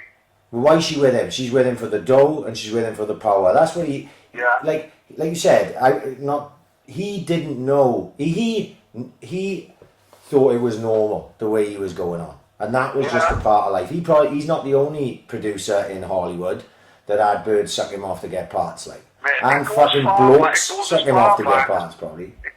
It goes as far back as Marilyn Monroe with a casting couch of Marilyn Monroe. It is a video of Marilyn Monroe having sex in the 50s, so making a porn film in the 50s to get on these films and to get a name in the fucking Hollywood high society. So it's been going as far back as Hollywood has been fucking around. This is not a new thing. The casting couch typing in the 60s and the 50s. It's gone back as far back as Hollywood has existed. You know what I mean? Well, Steve Shitty-Apple and Michael Imperioli, they talk about it with Rogan. And they talk about it for quite a while. And because obviously they had both... Michael Imperioli had worked for Weinstein, he was producer on films that he'd been on. Shitty-Apple didn't really know him much, just knew of him around and about, and they tell a couple of funny stories, like apparently, because he had so much power, right, that he could just fuck people if he wanted to, and I don't mean fuck them, like literally, he could just fuck their careers up. So if he didn't take a shine to someone, he's going to go, he's not fucking working in any of my films. And then again, he had so much power, he could just shut people up. It's a lot of power, mate. A lot of power. So people would fucking take the fucking knee, in front of him and sort of like let him fucking get away with shit they'd never let a normal person get away with because they knew how much fucking power he had. Well, apparently they tell a story that James Gandolfini had told them about when Weinstein had given Gandolfini shit down the phone. And Gandolfini had to swallow because he knew how much power he had, could fuck his career up. This is pre-Sopranos, I believe. And he put the fucking phone down and apparently was saying, I will beat the fuck out of Harvey Weinstein next time I see him. And I like fucking lost the plot. But the way, obviously they tell it fucking better, like I said. But apparently he was a right horrible, smelly, scruffy cunt as well. Like a proper, proper pig. Like a pig of a man, and didn't give a fuck. So he's a fucking one of life's horrible cunts as well. But don't you think, all right, that's life in general, mind. That can be, because how many people do you know that can get like a little promotion in work and become like not even a manager, become like a line manager, and then all of a sudden they can turn like cunty. That's life, isn't it? That can happen easy. Don't get me wrong, the vast majority stay tidy and are always nice, but there's always that one who's not like a little tiny little bit of power. It cannot go to people's heads, mate, easily. And when you're talking about the type of power he had in the type this of is what I mean. the type of industry he was in, where he could control people's careers, and that's why, you know, in his position, he could fucking force women to do things. And like, it's all coming out now as if like he forced himself on them. There's a large part of them, if you want to be fucking perfectly honest, he didn't need to force himself on, because they did it willingly to get roles in fucking films. Whether he was disgusting pig or not, and he shouldn't have been doing it, that's obvious, he shouldn't have been fucking doing it.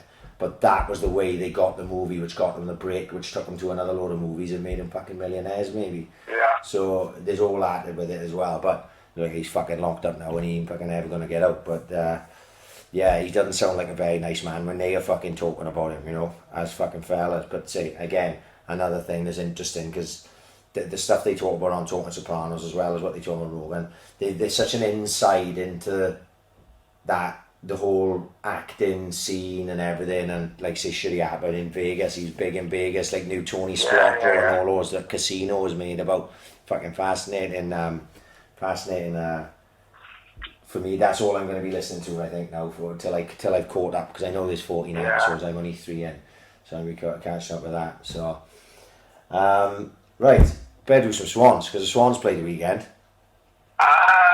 It wasn't Swans, it was fucking Benfica. Well, you know what I mean? What about this? Well, like, I only saw the, I didn't watch a game because I was in work, so I was listening on the radio, so you never really get a great, from what I heard on the radio, it sounded like they were fucking brilliant, right? Yeah. So I had that idea going in when I watched then, fucking, what's it called again? EFL on Quest. Yeah. And I watched that, and they looked like they just shredded Borough. We did talk about last week, like I said, that I'd been down the Borough game down the Liberty earlier on the year, which we won 2-1, I think. And Borough were fucking diabolical. I mean, they were terrible. Absolutely terrible. They could not string 2 passes together. Somehow we made it hard for ourselves. We should have fucking won by a mile. They were fucking awful. So I didn't think we would have many problems up there if Borough were anything like they were earlier on in the year. But then when you see the goals we scored, the first 2, especially the first one, the link-up play between Brewster and Ayew was fucking outstanding. And what I love, and this is why I love Brewster, right, is he's got the ball to his feet and he's played a lovely pass off and immediately started charging like a fucking 100-metre sprinter down to the fucking box. Like, he hasn't just played the ball and just enjoyed how fucking good a pass he's played. He has so much fucking desire to make up the ground to get into the box that he deserved his fucking goal, and when he got it, like, you know, I'm a really, really big fan of fucking Brewster, like, and the second goal again, it's not easy, you know, it's nice ball in a box, not easy to hit, it's at the back of the fucking net, and when you score 2 goals quick succession like that against a side like Borough, I think, I thought it was game over from there, like, and obviously third came not long after. What I was surprised with was Brewster not taking a penalty in for his hat-trick. It's unselfish.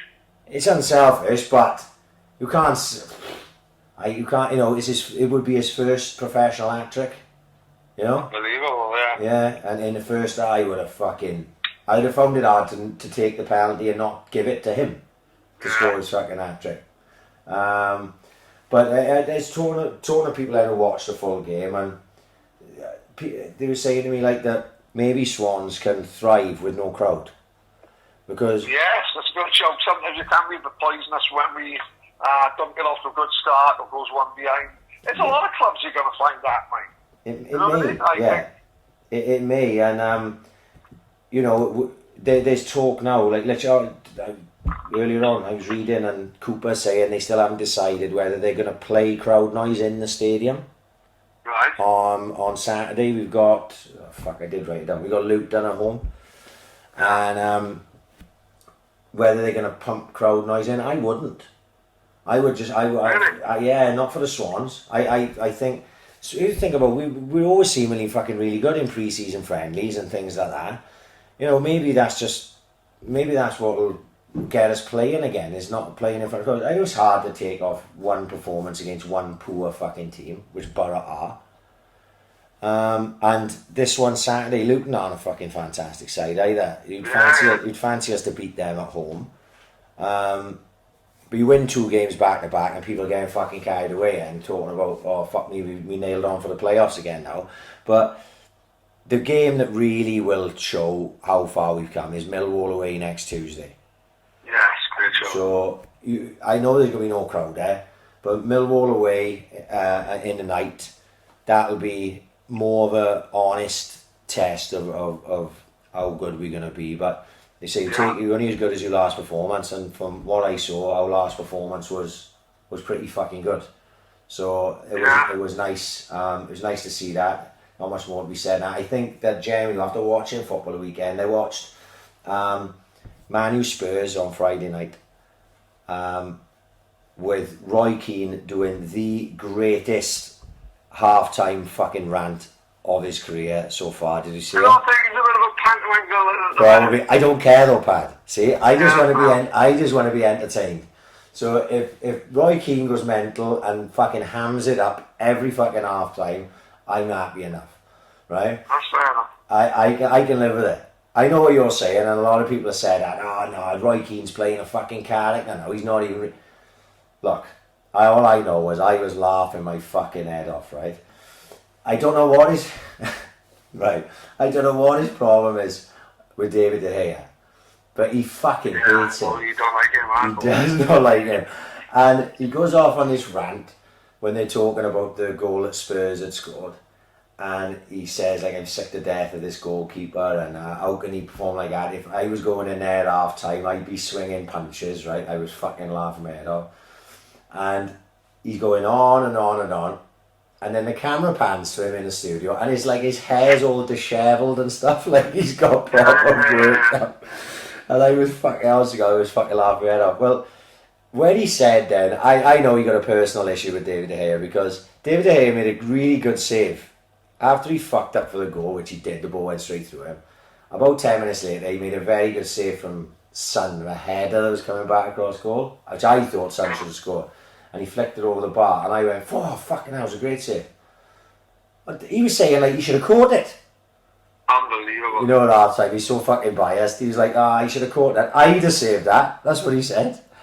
Fucking crackers. And what did he say then? I wouldn't even let him back on the bus after the game, he said. They'd have to get a taxi. I know.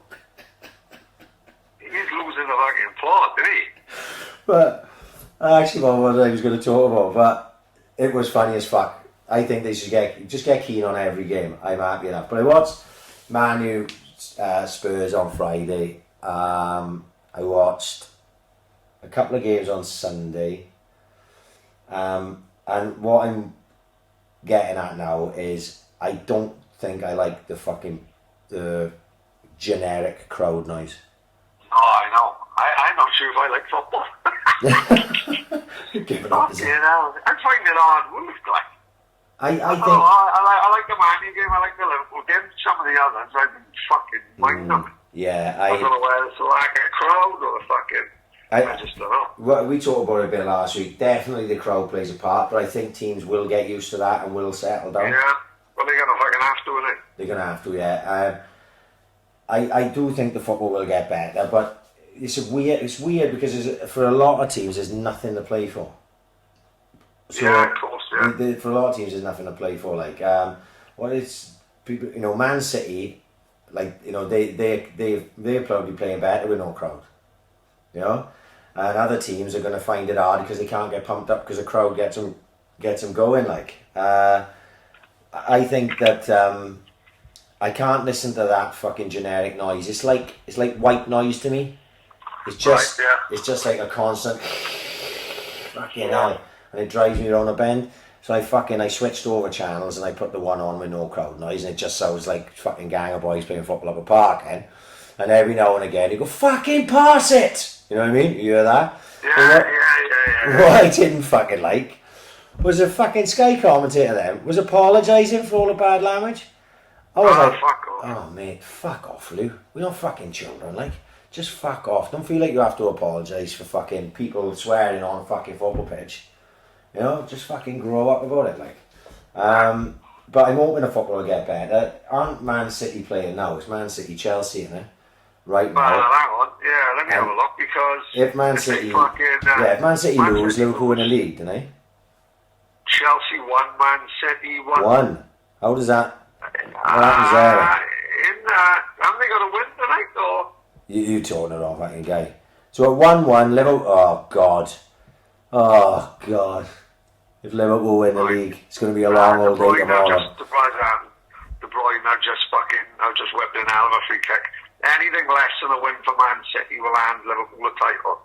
And they just scored with 75 minutes left. So it could generally be, while we literally here, well, it will be. Liverpool champions. Liverpool is champions, is it? Oh, wow. It could fucking well be, like, in the next 10 minutes. Wow. Well, wonderful if you're a Liverpool fan. Man City have had one sent off as well. Really? Fernandinho, 77 minutes.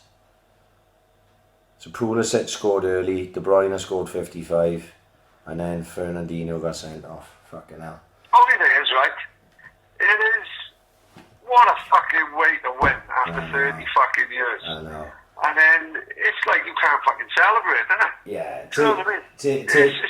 It's a shame, isn't it? You know, after 30 years, well, some people will say it's fucking not a shame at all. But, you know, 30 years waiting, and then when it does happen, it's like I said, I'd rather them win it against Man City on the weekend. Does that make sense? Yeah. At least then it's in their hands to win it tonight now by City losing on the Thursday night. Feels like a bit of an anticlimax. Yeah. Look, taking my... Obviously, I always fucking nobble Liverpool fans. It's one of my favourite fucking pastimes. But taking my fucking hat off, they've genuinely been the best side in the fucking league. They've been the most consistent side in the league. They've been the most exciting to watch for majority of the fucking time. Klopp have done a fucking great job. He's brought in players. He's brought in players where it's not like Man City when you sign ready-made players. They sign Kevin De Bruyne, you know he's ready to go into your fucking side. They spend fucking 50 million in Bernardo Silva, and more often than not, and I think Bernardo Silva would walk in any other fucking side in the league. Most often than not, he's sat on the fucking bench. Man City are playing championship manager with unlimited funds, like, whereas he's had to go out Klopp, and he's had to get him someone like, I never heard of Roberto Firmino before he fucking signed for Liverpool, and he's been a fucking amazing sign. When Mane was playing with Southampton, did he stand up every week for them? No, I thought he was a good footballer.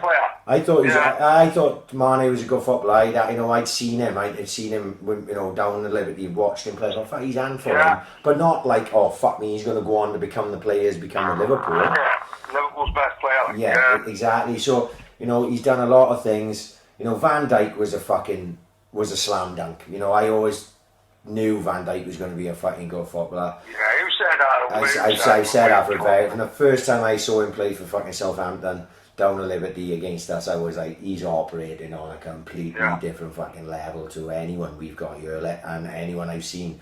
He was fucking unbelievable. So him there is different, but when you talk about the Robertson, I never heard of fucking Robertson. Who the fuck is Robertson? Right? Yeah. Trent Alexander comes out of the fucking academy. Look, what I'm getting at is they didn't go about it. They've gone about it the right way. I know they still, and critics of them will still say, oh, they've spent fucking, how can you say that? They spent over 100 million. Look, everyone spends over 100 fucking million these days, whatever the fuck. They've not built their side the same way Man City built their side, so you have to give them credit if you were ever going to give Man City any credit. It's the 14th highest net spent in the Premier League. 14th. That's fucking quality for champions, mate. Yeah. You know what I mean? And like I said, what Liverpool did well, they give Klopp the chance, didn't he? Yeah. He had a couple of years not winning fuck all. He had a year when he got to the Europa League final, or maybe the FA Cup final, but they didn't just fucking get rid of him, they held on to him. And you can see now how fucking good a manager is, isn't he?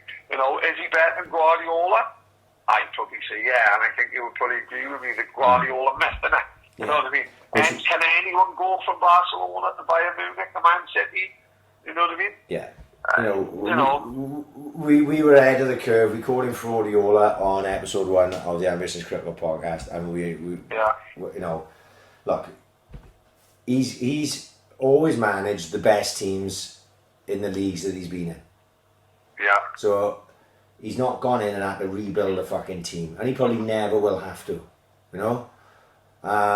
It's hard to have the same amount of respect for him then, as someone who's sort of gone in and built a team to get to a certain level, like which Klopp has had to do, because Liverpool weren't fucking close. You know, they had a chance under Rodgers and it came and went, and then he's come in and had to sort of start again, and he's done a fucking great job. You know, much as it pains me to say it, because I'm not a Liverpool fan at all. They're the best side in the fucking league. Arguably the best, you know, one of the best sides in Europe, and certainly the reigning fucking Champions League winners. You know, so. You know, you can't take away from what he's done and what they've achieved as a fucking club. But like you said, what's sad for them is that they don't get to celebrate it the way they probably should. They should be, Liverpool should be Liverpool should be fucking absolute flares going off the fucking full shamongi for a fucking full week. But they can't, you know, and it's just the way it is. It was the way it was going to be, whether they won it tonight or whether they won it the weekend. People just can't go out and enjoy it and the way they should, really, you know. But there we are. You know, there's not a lot that can be fucking done. But congratulations if you're a Liverpool fan, because we've gone a long fucking time without winning a league. A long time. You know, I was a kid the last time Liverpool won a fucking league. So, you know, when was it, Pad? 90 what? 91, is it? 30 years. Who was manager? Souness manager? No, Souness didn't win the league. Like, Dalglish won the league. And then the year after it was like Hillsborough. No, 89 was Hillsborough. And I think he won the league in 90. And I think that was it then. 91 then, I think he quit. Then they Everton beat them 4-3 on like a Wednesday night. And I'm not sure who was in the league or in the cup. And Dalglish quit then. And they haven't won it since. Like, Souness won the FA Cup, but he didn't win the league. If anything, they reckon he fucking ruined it, like Souness. Souness was fantastic for Glasgow Rangers. That Rangers side was fucking quality. McCoist, Kevin Durant, Robert Fleck, Mark Aithney, Teddy Butcher, Chris Woods. You look at the back four, it's like the old fucking England. Yeah. It's like it was like they sent the old England side. They sent Butch, Gary Stevens was right back. Chris Woods was in goals. Graham Roberts, he won England material, but still Tottenham, still Division 1 defender. Can't really remember who was left back. Remember who was left wing? It was fucking Davy Cooper. Very similar to Kevin Sheedy, who was talking about the other week, but the Everton side. I've had a chance to watch Everton. No, mate, I haven't. Honestly, I fucking literally this week, I've just not had a chance to fuck all. It's so up his sleep, it's unbelievable. Like, I was talking to Sniffer about it, because he's an Everton fan, and he was saying, the maddest thing about that side is, like, Derek Montfield, the centre-half, was talking to two Geordies on holiday, and they come up to him and they named the side. And like Sniffer said, that's a sign of a fucking great side, isn't it? Yeah. And I thought, hang on, I wonder. And I thought, well, Southall in goals, Gary Stevens, Pat Bandonau, Derek Montfield, Kevin Ratcliffe, Paul Bracewell, Reedy in the middle of the park, Kevin Sheedy on the right, Kevin Sheedy on the left, Trevor Stephen on the right, Graham Sharp, Lineker, Adrian Heath, Andy Gray up front, Bobby Mins, sub-keeper. Yeah. Fucking amazing. You know, when you can name a side from 1 to 11 and maybe 1 to 13, that's what we think, fucking hell, it sticks with him, doesn't it? Yeah, Stuck with him for fucking for 35 years, like, you know, that's a sign of a fucking side. Yeah. You know, I can't tell you fucking Man City side from last year. Whether that's because when he was a kid, all he cared about his football. Same as little Niall now. Niall's obsessed with football, isn't he? Yeah. He hadn't found fingering, he hadn't found fucking balloons up the park, he hadn't found dropping litter in Langland, he got a long way to go yet, didn't he? You know what I mean? But at the minute, all that matters to him is football. It's fucking great, isn't it? Yeah. It's you said you do sort of go away from it as you get older. It's just a time thing. But like I will get on that Howard's Way thing, because like you said, that's right up my street, and I'm fucking. I've enjoyed, like you say, the older stuff. You look back, it's a bit nostalgia to it, like the Bobby Robson documentary. I loved the fucking the Maradona one. I thought probably one of the best things I've ever seen, let alone fucking incredible. So get on Howard's Way. I still want to watch a Gaza one I've not got around to yet, the one that's on Netflix. 89 about the Arsenal one. No, that's the other one. I was trying to think of the other one Sniffer had told me to watch. I think it was Sniffer told me to watch 89. Yeah, it's great. Yeah, are they on Sky documentaries? That's it, yeah. Right, okay. So I'll try and get on them at some point, but time is not on my side most of the fucking time these days. But I will fucking definitely try and fucking get on them over the course of the fucking weekend. 2-1 Chelsea. 2-1 Chelsea. Yeah, 2-1 Chelsea, so I think that's done. Joe Bailey is Paddy doing the Anfield rap in honour of Liverpool winning the league. I'm rapping now, I'm rapping for fun. I'm your goalie, your number one. Fucking great, the Anfield rap was, wasn't it? Fucking Spackman dressed as fucking as Kanye West, who's fucking great. The Anfield rap. They don't do FA Cup songs like they used to. No, so bygone either, Pat. Bygone either. Yeah. Oh, I used to love FA Cup final day. Literally get out of bed in the morning and chuck the TV on and watch every single minute of the build-up from about 9 o'clock in the morning to fucking 6 o'clock in the night. Yeah. Amazing. I always whether loved... it's because there's football on all the time. Yeah. In them days, the only fucking day, one of the only days you'd see a live game was FA Cup final day. Yeah. And Greavesy, grandstand, fucking brilliant. Brilliant. What I used to love was when they do the helicopter shot of the buses coming into the stadium and like driving up like sort of Wembley way, and they'd be surrounded by fucking tens of thousands of fans, and it always seemed to be, I know whether it's in my head, but it always seemed to me as if it was fucking boiling on FA Cup final day, like the sun was always out. Also, can you remember the 86 Cup final Liverpool? Well, the 86 Cup final was the first one I ever watched. Well, you had a window about fucking 50 foot up in the air. They were just jumping, weren't they? And there's an Everton guy jumping, being caught by a Liverpool fan. If he falls, he's fucking dead. Yeah. Which would have been a hell of a way to start taking Greasy's coverage. But lucky enough, the guy catches him and he sneaks him in. Like. I wonder if you could see that on YouTube. I haven't seen that clip for years and years. But I remember it, because I remember thinking, fucking hell, that guy could have just died. That was like fucking crazy thing to do. Like just before then. Yeah. But no, like I say, they don't do it. I remember a few years back, it was a good few years back now, it was FA Cup finally. The first thing they made a mistake with, for me, is change the time of the FA Cup final. The FA Cup FA Cup final is after the last game of the league. So the leagues are finished, every league is finished. The FA Cup final is a showpiece fucking event. It's on at 3 o'clock on a fucking Saturday afternoon. The minute they started moving the fucking time, so 5 for the fucking TV and everything, it completely devalued it. Along with the fact then that fucking people didn't take it seriously and were putting Mickey Mouse sides out. And it has lost. I think the beginning of the end was when United fucking dropped out to go to Brazil. It probably didn't help fucking matters, yeah. I'm sure that was a big thing.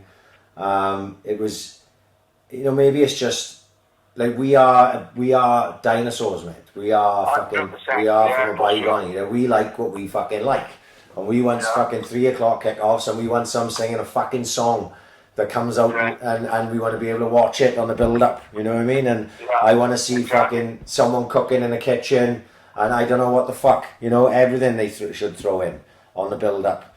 Can't have Saint and Greavesy anymore, but fuck me, we got to have somebody. But what we got 5 fucking kickoffs, and nobody fucking really cares anymore, sadly. But I remember I tell you what, FA Cup finals were fucking great. The couple they did in the Millennium Stadium. They were great. Remember the Arsenal-Liverpool game? I was just want to say, the Arsenal-Liverpool game when Michael Owen scored, that was a fucking great game. That was a real good game. Do you remember where we watched that? In the lounge of the Broomhaven. Right, no, I didn't. I was up. Right, go on. I thought you was with me. I was at my house. I took my fucking little portable TV, because there's no 50-inch screens in fucking 1999, 98? No, 2001 maybe. Was it really? I thought it was a bit earlier than that. 99 was United travel. 2000, 2001, so 2021. I had a little portable TV. That's all I had. Fucking hell. My phone's probably bigger than the fucking TV I got now. Had then. And there was a handful of us up at my mother's. And my mother's house in Mount Pleasant. The back garden was fucking tiny. The size of my fucking patio I got, and we took the TV out the back, and it was fucking boiling, and we all sat around watching the fucking FA Cup final get buried. We went out afterwards, like we went down the Bryn afterwards, but we watched it at my house for some reason like that. What a fucking great game of football, and what a great day, like, you know? Yeah, amazing. And now, the last great one that I remember, not good one, but the last one I remember having a fucking real great day watching was Liverpool West Ham when Gerrard scored. Yeah, great fucking day. Great. What a day that was. It was, that game was fucking brilliant, wasn't it? Because obviously, because I'm not a Liverpool fan, and all the boys in the pub, a lot of the boys in the pub, I should say, are Liverpool fans. And like, there was always that divide in the Bryn, wasn't there? You had the United fans and the Liverpool fans. Yeah. And the United fans are always fucking supporting West Ham in that game. So it's great laugh because everyone's giving each other shit, and that's my most fun times, like. And that was a fucking great game. And Gerrard then, what a fucking goal. And then obviously go on and win the game. What a fucking brilliant day out. Yeah. That's the last great final. Gerrard final, like, you know? Yeah, oh, absolutely. He hit some fucking pearlers in his time, but whether he hit one as good as that, under pressure like that. No, I know. The one against Olympiacos in the Champions League. Do you remember that one? When the year they won it. The year they won it, yeah. And the commentary's great for that because it's Andy Gray and Martin Tyler and Andy Gray. I can't remember the commentary now, but it's like quite iconic. Yeah, it goes along with the goal. You beauty! Yeah, that's it. What the hit, son? What the hit? Yeah, absolute screamer. But that one in that cup final against West Ham, fuck me. I can just picture it now. What a fucking goal. And a fucking great day out. The day after that was Swans Brentford in the fucking playoffs. Leon Knight, yeah. We had a hell of a day. I was fucking shapeless getting on a bus, and then I went to Brentford. There's nothing better than going out the day after the big fucking day, the day before. You're full of beans. It's a great feeling. You're full of beans, and it was a bit rotten. Yeah. I was a bit rotten come the Sunday night, mine, when I was coming home. But the greatest one of them was Swans playing Carlisle in the cup. We had a big West Wales Cup game the day before, and they organised the bus for like fucking 6 in the morning. So it was literally just fucking going from fucking out to straight back on it. And that was one of the greatest bus journeys ever, wasn't it? Yeah. Barry down, Charlie up, we beat Carlisle in the cup. And we were singing about that cop killer as well when we had Harry Roberts all the way as well. For some reason. I don't even know where that song. I didn't ever even heard that song before. I was like, who the fuck is Harry Roberts? I don't know. It was in my head from the night before. Barry down, Charlie up, Harry Roberts, fucking great day, wasn't it? Yeah, we fucking ruined the Prince of Wales fucking great one of the great days. Probably literally 4 stories up, sliding down the fucking curtain naked, didn't he? There was fucking shit, 8 foot up on that curtain, wasn't it? Slid down. He had that curtain had skid marks like Silverstone, didn't it? It was revolting. They're probably still on there now to this day, like how we got from. You reminded me of the old man in the Muppets when they pull the curtain back and they like 2 stories up. That's what Courtney was like, wasn't he? He ended up like one of the fucking like Waldorf and Tap or whatever his name is, and then just slid down with nothing on from the very top and the very bottom. It was fucking quite a talent Courtney got actually, in all fairness to him, right? Yeah, he's fucking crackers. That was an amazing day. You know, when you're in the fucking Prince of Wales at 9 o'clock in the morning and the game doesn't kick off till like 2. You know, you're on a fucking good one. I remember very little about the game. Just celebrating the fucking goals. Trundle's fucking screamer. Fucking absolutely fucking brilliant. But one of the greatest goals in Swans history. Oh well, yeah. And early in the game, and where we were sat, we were down the back of it. If you remember, we couldn't have been in a fucking better spot to see it. It was a fucking absolutely fantastic goal, fantastic day. And who'd have thought then we'd have gone on from there and gone to Premier League and everything, you know, it was just it was that was just one of them days out that you just think happens, you know, every 10, 15 years, like. Yeah. And said little did we know we'd be having them days every fucking week in a couple of years' time. Yeah, exactly. So right. We need a fucking end, Pat. What have we done here? 154. What a way to go. Liverpool winning the title. Liverpool winning the fucking title. Oh, I tell you what, we can't go just yet because we had a hell of a Father's Day present, courtesy of fucking Denny's. Oh my good lord, what a fucking way to go. Everyone in my house ended up back in bed. So fucked. What a scran. Good old good. What a scran. What a scran. What a scran. Big shout out to Leon and everyone at fucking Denny's for looking after us. But when he's mentioned to me, do you fancy trying this? I was like, yeah, crack when? He's like, whenever you want. I was like, oh, we'll do it for Father's Day. And I thought, 2 birds, 1 stone, innit? I'll take this scran up my old man's, because Father's Day, he can, because my missus is on a diet, she didn't want nothing to do with it. Right. Not that she doesn't like Denny's, for anything, that's just you. Mate, you've seen how much food? It was fucking ridiculous. Absolutely ridiculous amount of fucking food. So, I sorted my old man out, nice to see him on Father's Day.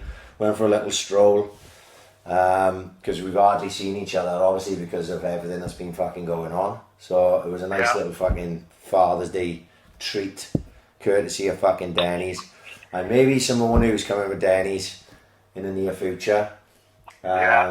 So it's all good. The Denny's have always been good to us, Pat, haven't they? You know what I mean? Fuck yeah, absolutely fucking amazing. From day dot, isn't it? From day, and you know, like you say, you just some weird things happen and weird instances. Like I didn't know Leon before you mentioned him. On the podcast, you were just talking about Denny's coming to Swansea, and it was in like episode 5 or something, you know? Yeah, he's become a good mate, and then his end up, he talks to Leon, fucking loads. He's a massive conspiracy head, brilliant. He tells me everything. Fantastic. Conspiracy head. In the middle of the building, could possibly be the replacement for the Morris in the bar at the back. I can't fucking wait for that. You know what I mean? Because I'm hoping I'm going down there, I'm going to be fucking like going around the block in the Lamborghini, fucking in the pool with nothing on. It's going to be fucking great. And he's going to be in a great mood as well, because Liverpool are fucking champions. It's fucking great. What a time to be alive. What a time not to be alive. Joe fucking Yates. Did you see that yesterday? Oh my god. Oh my god, I love Joe. He's a great fucking kid. He come 2 minutes away from 250 fucking £1,000. He took it well, mind in fairness. He's laughing about it. That is brutal. Like when I was told about it, I was like, what? You know, that's such a lot of money. I don't understand it, but just for people, anyone's listening, it's the Super 6 thing or something, and Joe had all 6 right, am I right? All 6, yeah. But he was 2 minutes out with something, or was it like a time? So what happened, so, win £1 million by guessing 6 results, maybe, I don't know exactly how it works. So 6 people won it or something. So right, I'm gonna butcher this the fuck, but 6 people won it. So then, because there were so many people that won it, instead of having to share the money, they went by like whatever time, or whether you had to guess when a certain goal was scored. Right. And he was out by 2 minutes, and he didn't have a fucking bean, I think. But it's 2 minutes away from 250 grand. Oh, crazy. God, it don't matter. You can't miss what he never had. Yeah. That's what I'm telling him anyway. Yeah, well, Joe, we feel for you. Get on the BS. Yeah, we generally do. We like you, man. So that's all we need to know. Oh, another one of our fucking friends. I gotta give a big shout out to Kyle Kopp, who was fucking Clonethy's Player of the Year for this fucking year. Yeah, man, Zach Brown, another Saints boy.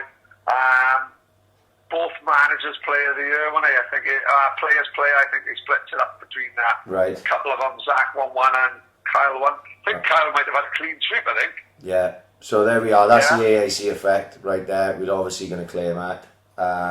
No, congratulations, boys. Fucking always nice to see people have a bit of success. Exactly. Good boy, Kyle. And he can fucking play a bit, because he sent me some videos of him doing kick-ups when we were doing kick-up challenges, and he sent me one of them. I don't want people like him joining in. Oh man, he done some silly shit, and he finished with a Rabona from about 20 yards into the top corner, and then he sent me one of him taking a free kick from about 25 yards, which he just smashed in off the underside of the fucking bar. I was like, oh my god.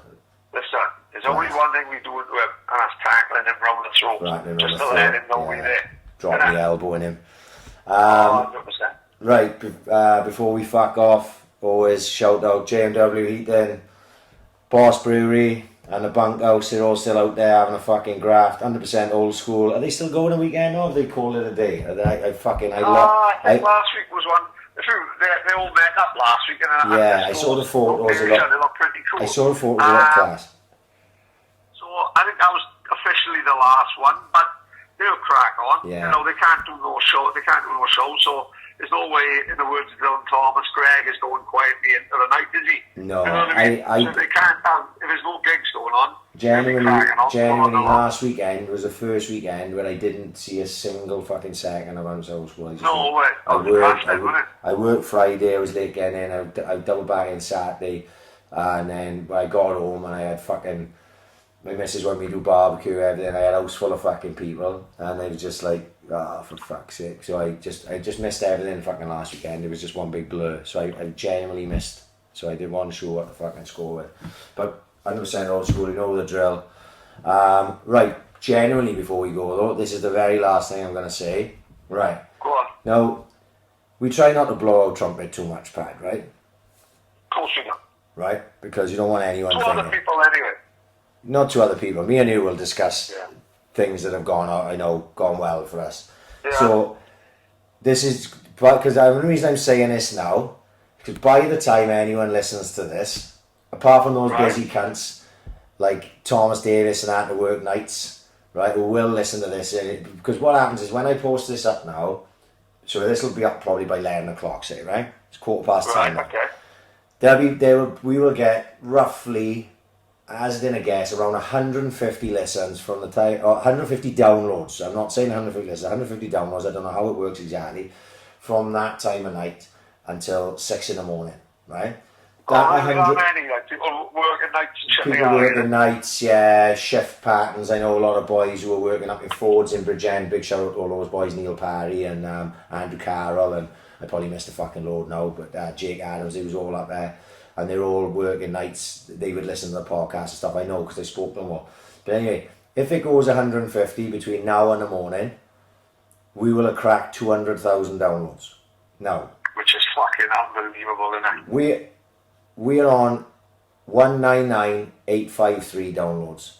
I literally just put up just to check, right? I was hoping that we would crack 200k before we done the podcast. But we haven't. Right. So by the time most people listen to this, right, sometime tomorrow or Saturday, whenever, we will have done 200,000 downloads. Now, for me and you, Pad, you know, because we've discussed it, because when we were getting closer to this, I was like, we're going to do 200,000 within the next couple of weeks, like, and it's fucking mind-bending to me that we started off here in my kitchen, sitting here, not knowing what we were doing, having the fucking chat, thinking we'd probably get 15 fucking lessons and we'd do maybe one or two and it would fucking come to nothing. And then we've gone down the road now nearly 3 years and 200,000 fucking downloads. It's fucking, it is, I look at it and it makes no fucking sense to me. Like, I was looking yesterday at listener, you know, we talk about where people listen, like, you know? Yeah. And obviously the large portion of where people listen, it'll always be in Swansea. And then there's just so many places that, just for the last 5 episodes, say, where I'm just going, who the fuck, how have we got such a big following in Islington? Yeah. Who lives in Islington? Right, so Millwall Chris is down that way somewhere.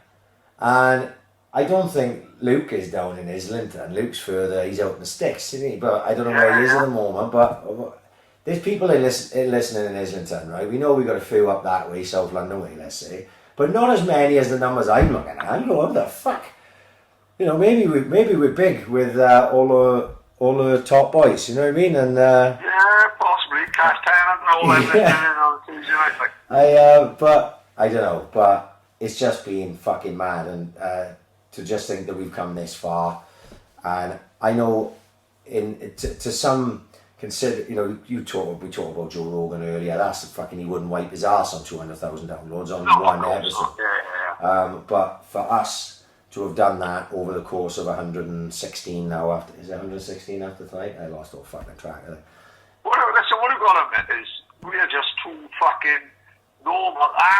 Martin Molan put something up the other day, and he big shout out to Martin Molan. He was talking about walk, and he gave a list of podcasts and he listened to. It was fucking very kind of him to mention us, like, and I think what he explained about it was probably spot on. He said it's just two working class boys, two normal working class boys, just talking, who've been friends for fucking 25 years, just talking on a Thursday night over a couple of cans about anything. You know, like I said, originally we started about the Swans, didn't we? But we've gone way, way, way past that. Like he was talking earlier about what we've talked about the last 10 weeks. It has been no football. But there's a lot of girls listening to it, right, randomly. We think would never be interested in two fucking boys talking shit. But girls listen, and they tend to switch off when we talk about boxing and football and MMA and all that. So the last 10 weeks, there's girls that have said to Donna, fuck you keep us fucking going, because we're not talking about football and shit like that. Same as there's probably some boys listening to the last 10 weeks and say, what the fuck are these two on about? Talking about JFK and that. But for girls to be like, oh yeah, we just fucking listen, and then fucking, you know, they haven't been bothered switching off and not listening, because, like I said, no sport to talk about. So even they have had a little bit more to listen. And I said it before, like, I honestly am not allowed to say that anyone can do what we do.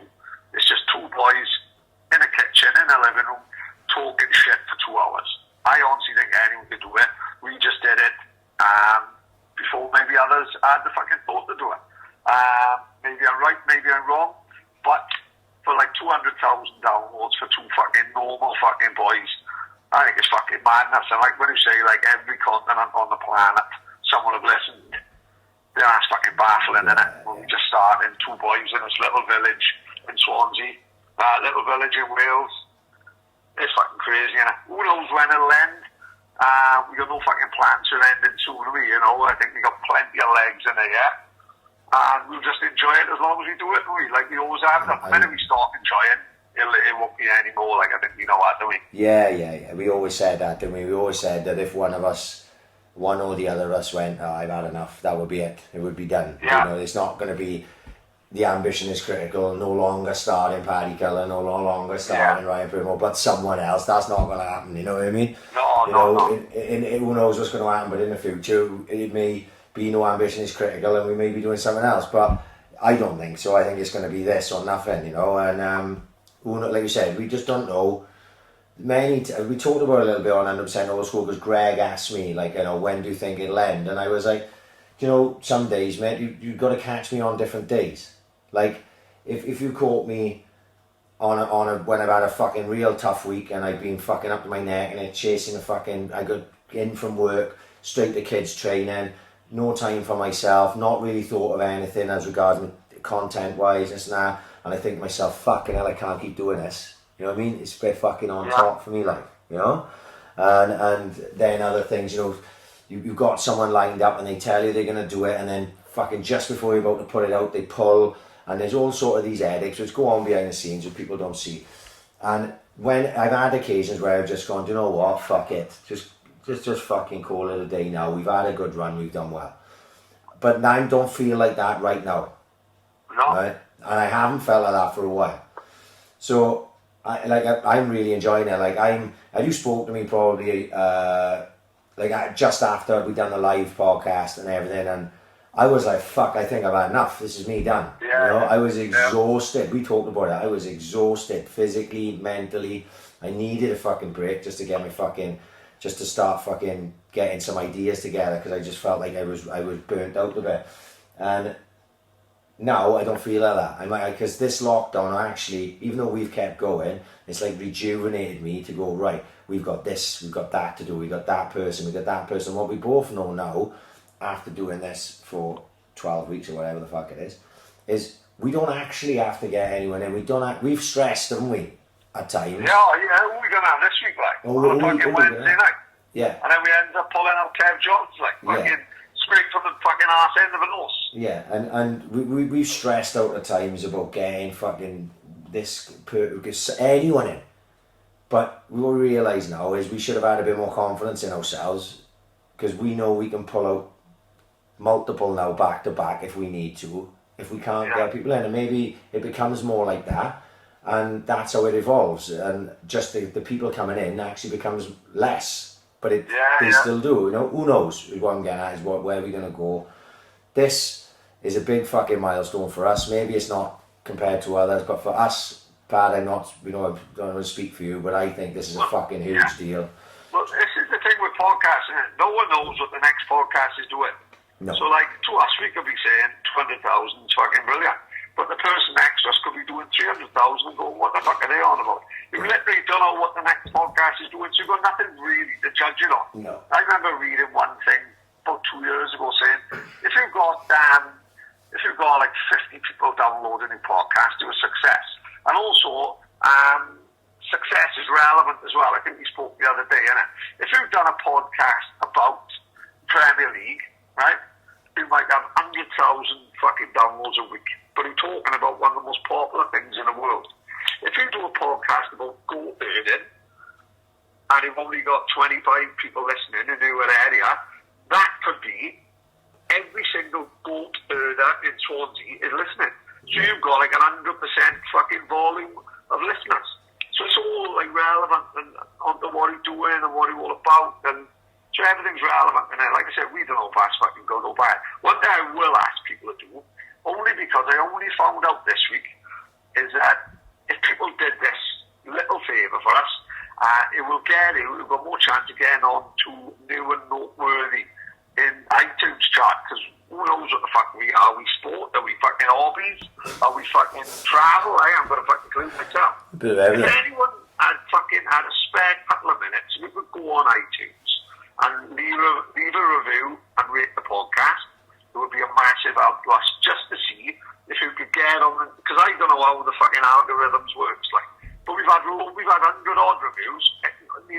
We had 1 2-star review of our friend, I can't remember his name, but he gave us a 2-star, and then he ended up changing going his tune back and give us a 5-star, saying I got it all wrong, because he said too much Swansea chav, and on it after episode 3, and then after episode 20 he went, I had it all wrong, lads, I'm so sorry, here's a 5-star review. I'd love to know who he is. Like, we ain't going to give him shit, he can come over, he can have a couple of bites, you know what I mean? It's not going to be like Jodie Foster and Witness. We're going to end up filming him and raping him and that. We're going to be highly true for changing it to a 5-star review. But if anyone can have 2 minutes and put a 5-star review, no, they haven't got to put a 5-star review. Just leave a review and leave a comment. And leave a name as well, so you can see who are. We can fucking give her a shout out as well. That's all I ask. But I think it's, I think the pair of us fucking landed. Proud and fucking landed. Yeah. Good for us. I think we both proud. Like I said, we haven't tried to throw that in anyone's face. I know people who listen regularly will know how much that means to us to even get near that amount of fucking listens is mind-boggling to us. So it's just a fucking proud moment for us. So we want to thank you for just being with us for however long you've been with us, because some people have been down since day one and some people are still jumping on board weekly. And I get loads of messages, or especially during lockdown, I was getting messages going, fuck boys, how come I've not fucking heard this before, blah blah blah blah blah, I'm going to go back through the back catalogue. It's fucking great. Whichever way you came in, whichever way you found out, we fucking much appreciate it. We do genuinely mean that. And just be aware of this, we will never bow to the cancel culture. We will never fucking bow. Not on my watch, and not on Paddy's watch. We will go down, we will fucking sink our own ship. Thank you very much. Exactly. We won't let you sink. Fuck all. No. So we're like the violin players on the Titanic, aren't we? Oh, to the very end. To the very end. We will go down in a bowl of flames before we let anyone fucking push us, and there's no fucking chance of that. We're not Billy Zane. We ain't going to be jumping on a kid's boat. No. We're going down with the captain. Yeah, we are fucking absolutely. So thank you very much. On that note, we're going to get out here, Pad. Say goodbye. Goodbye. Have a good night. Peace out.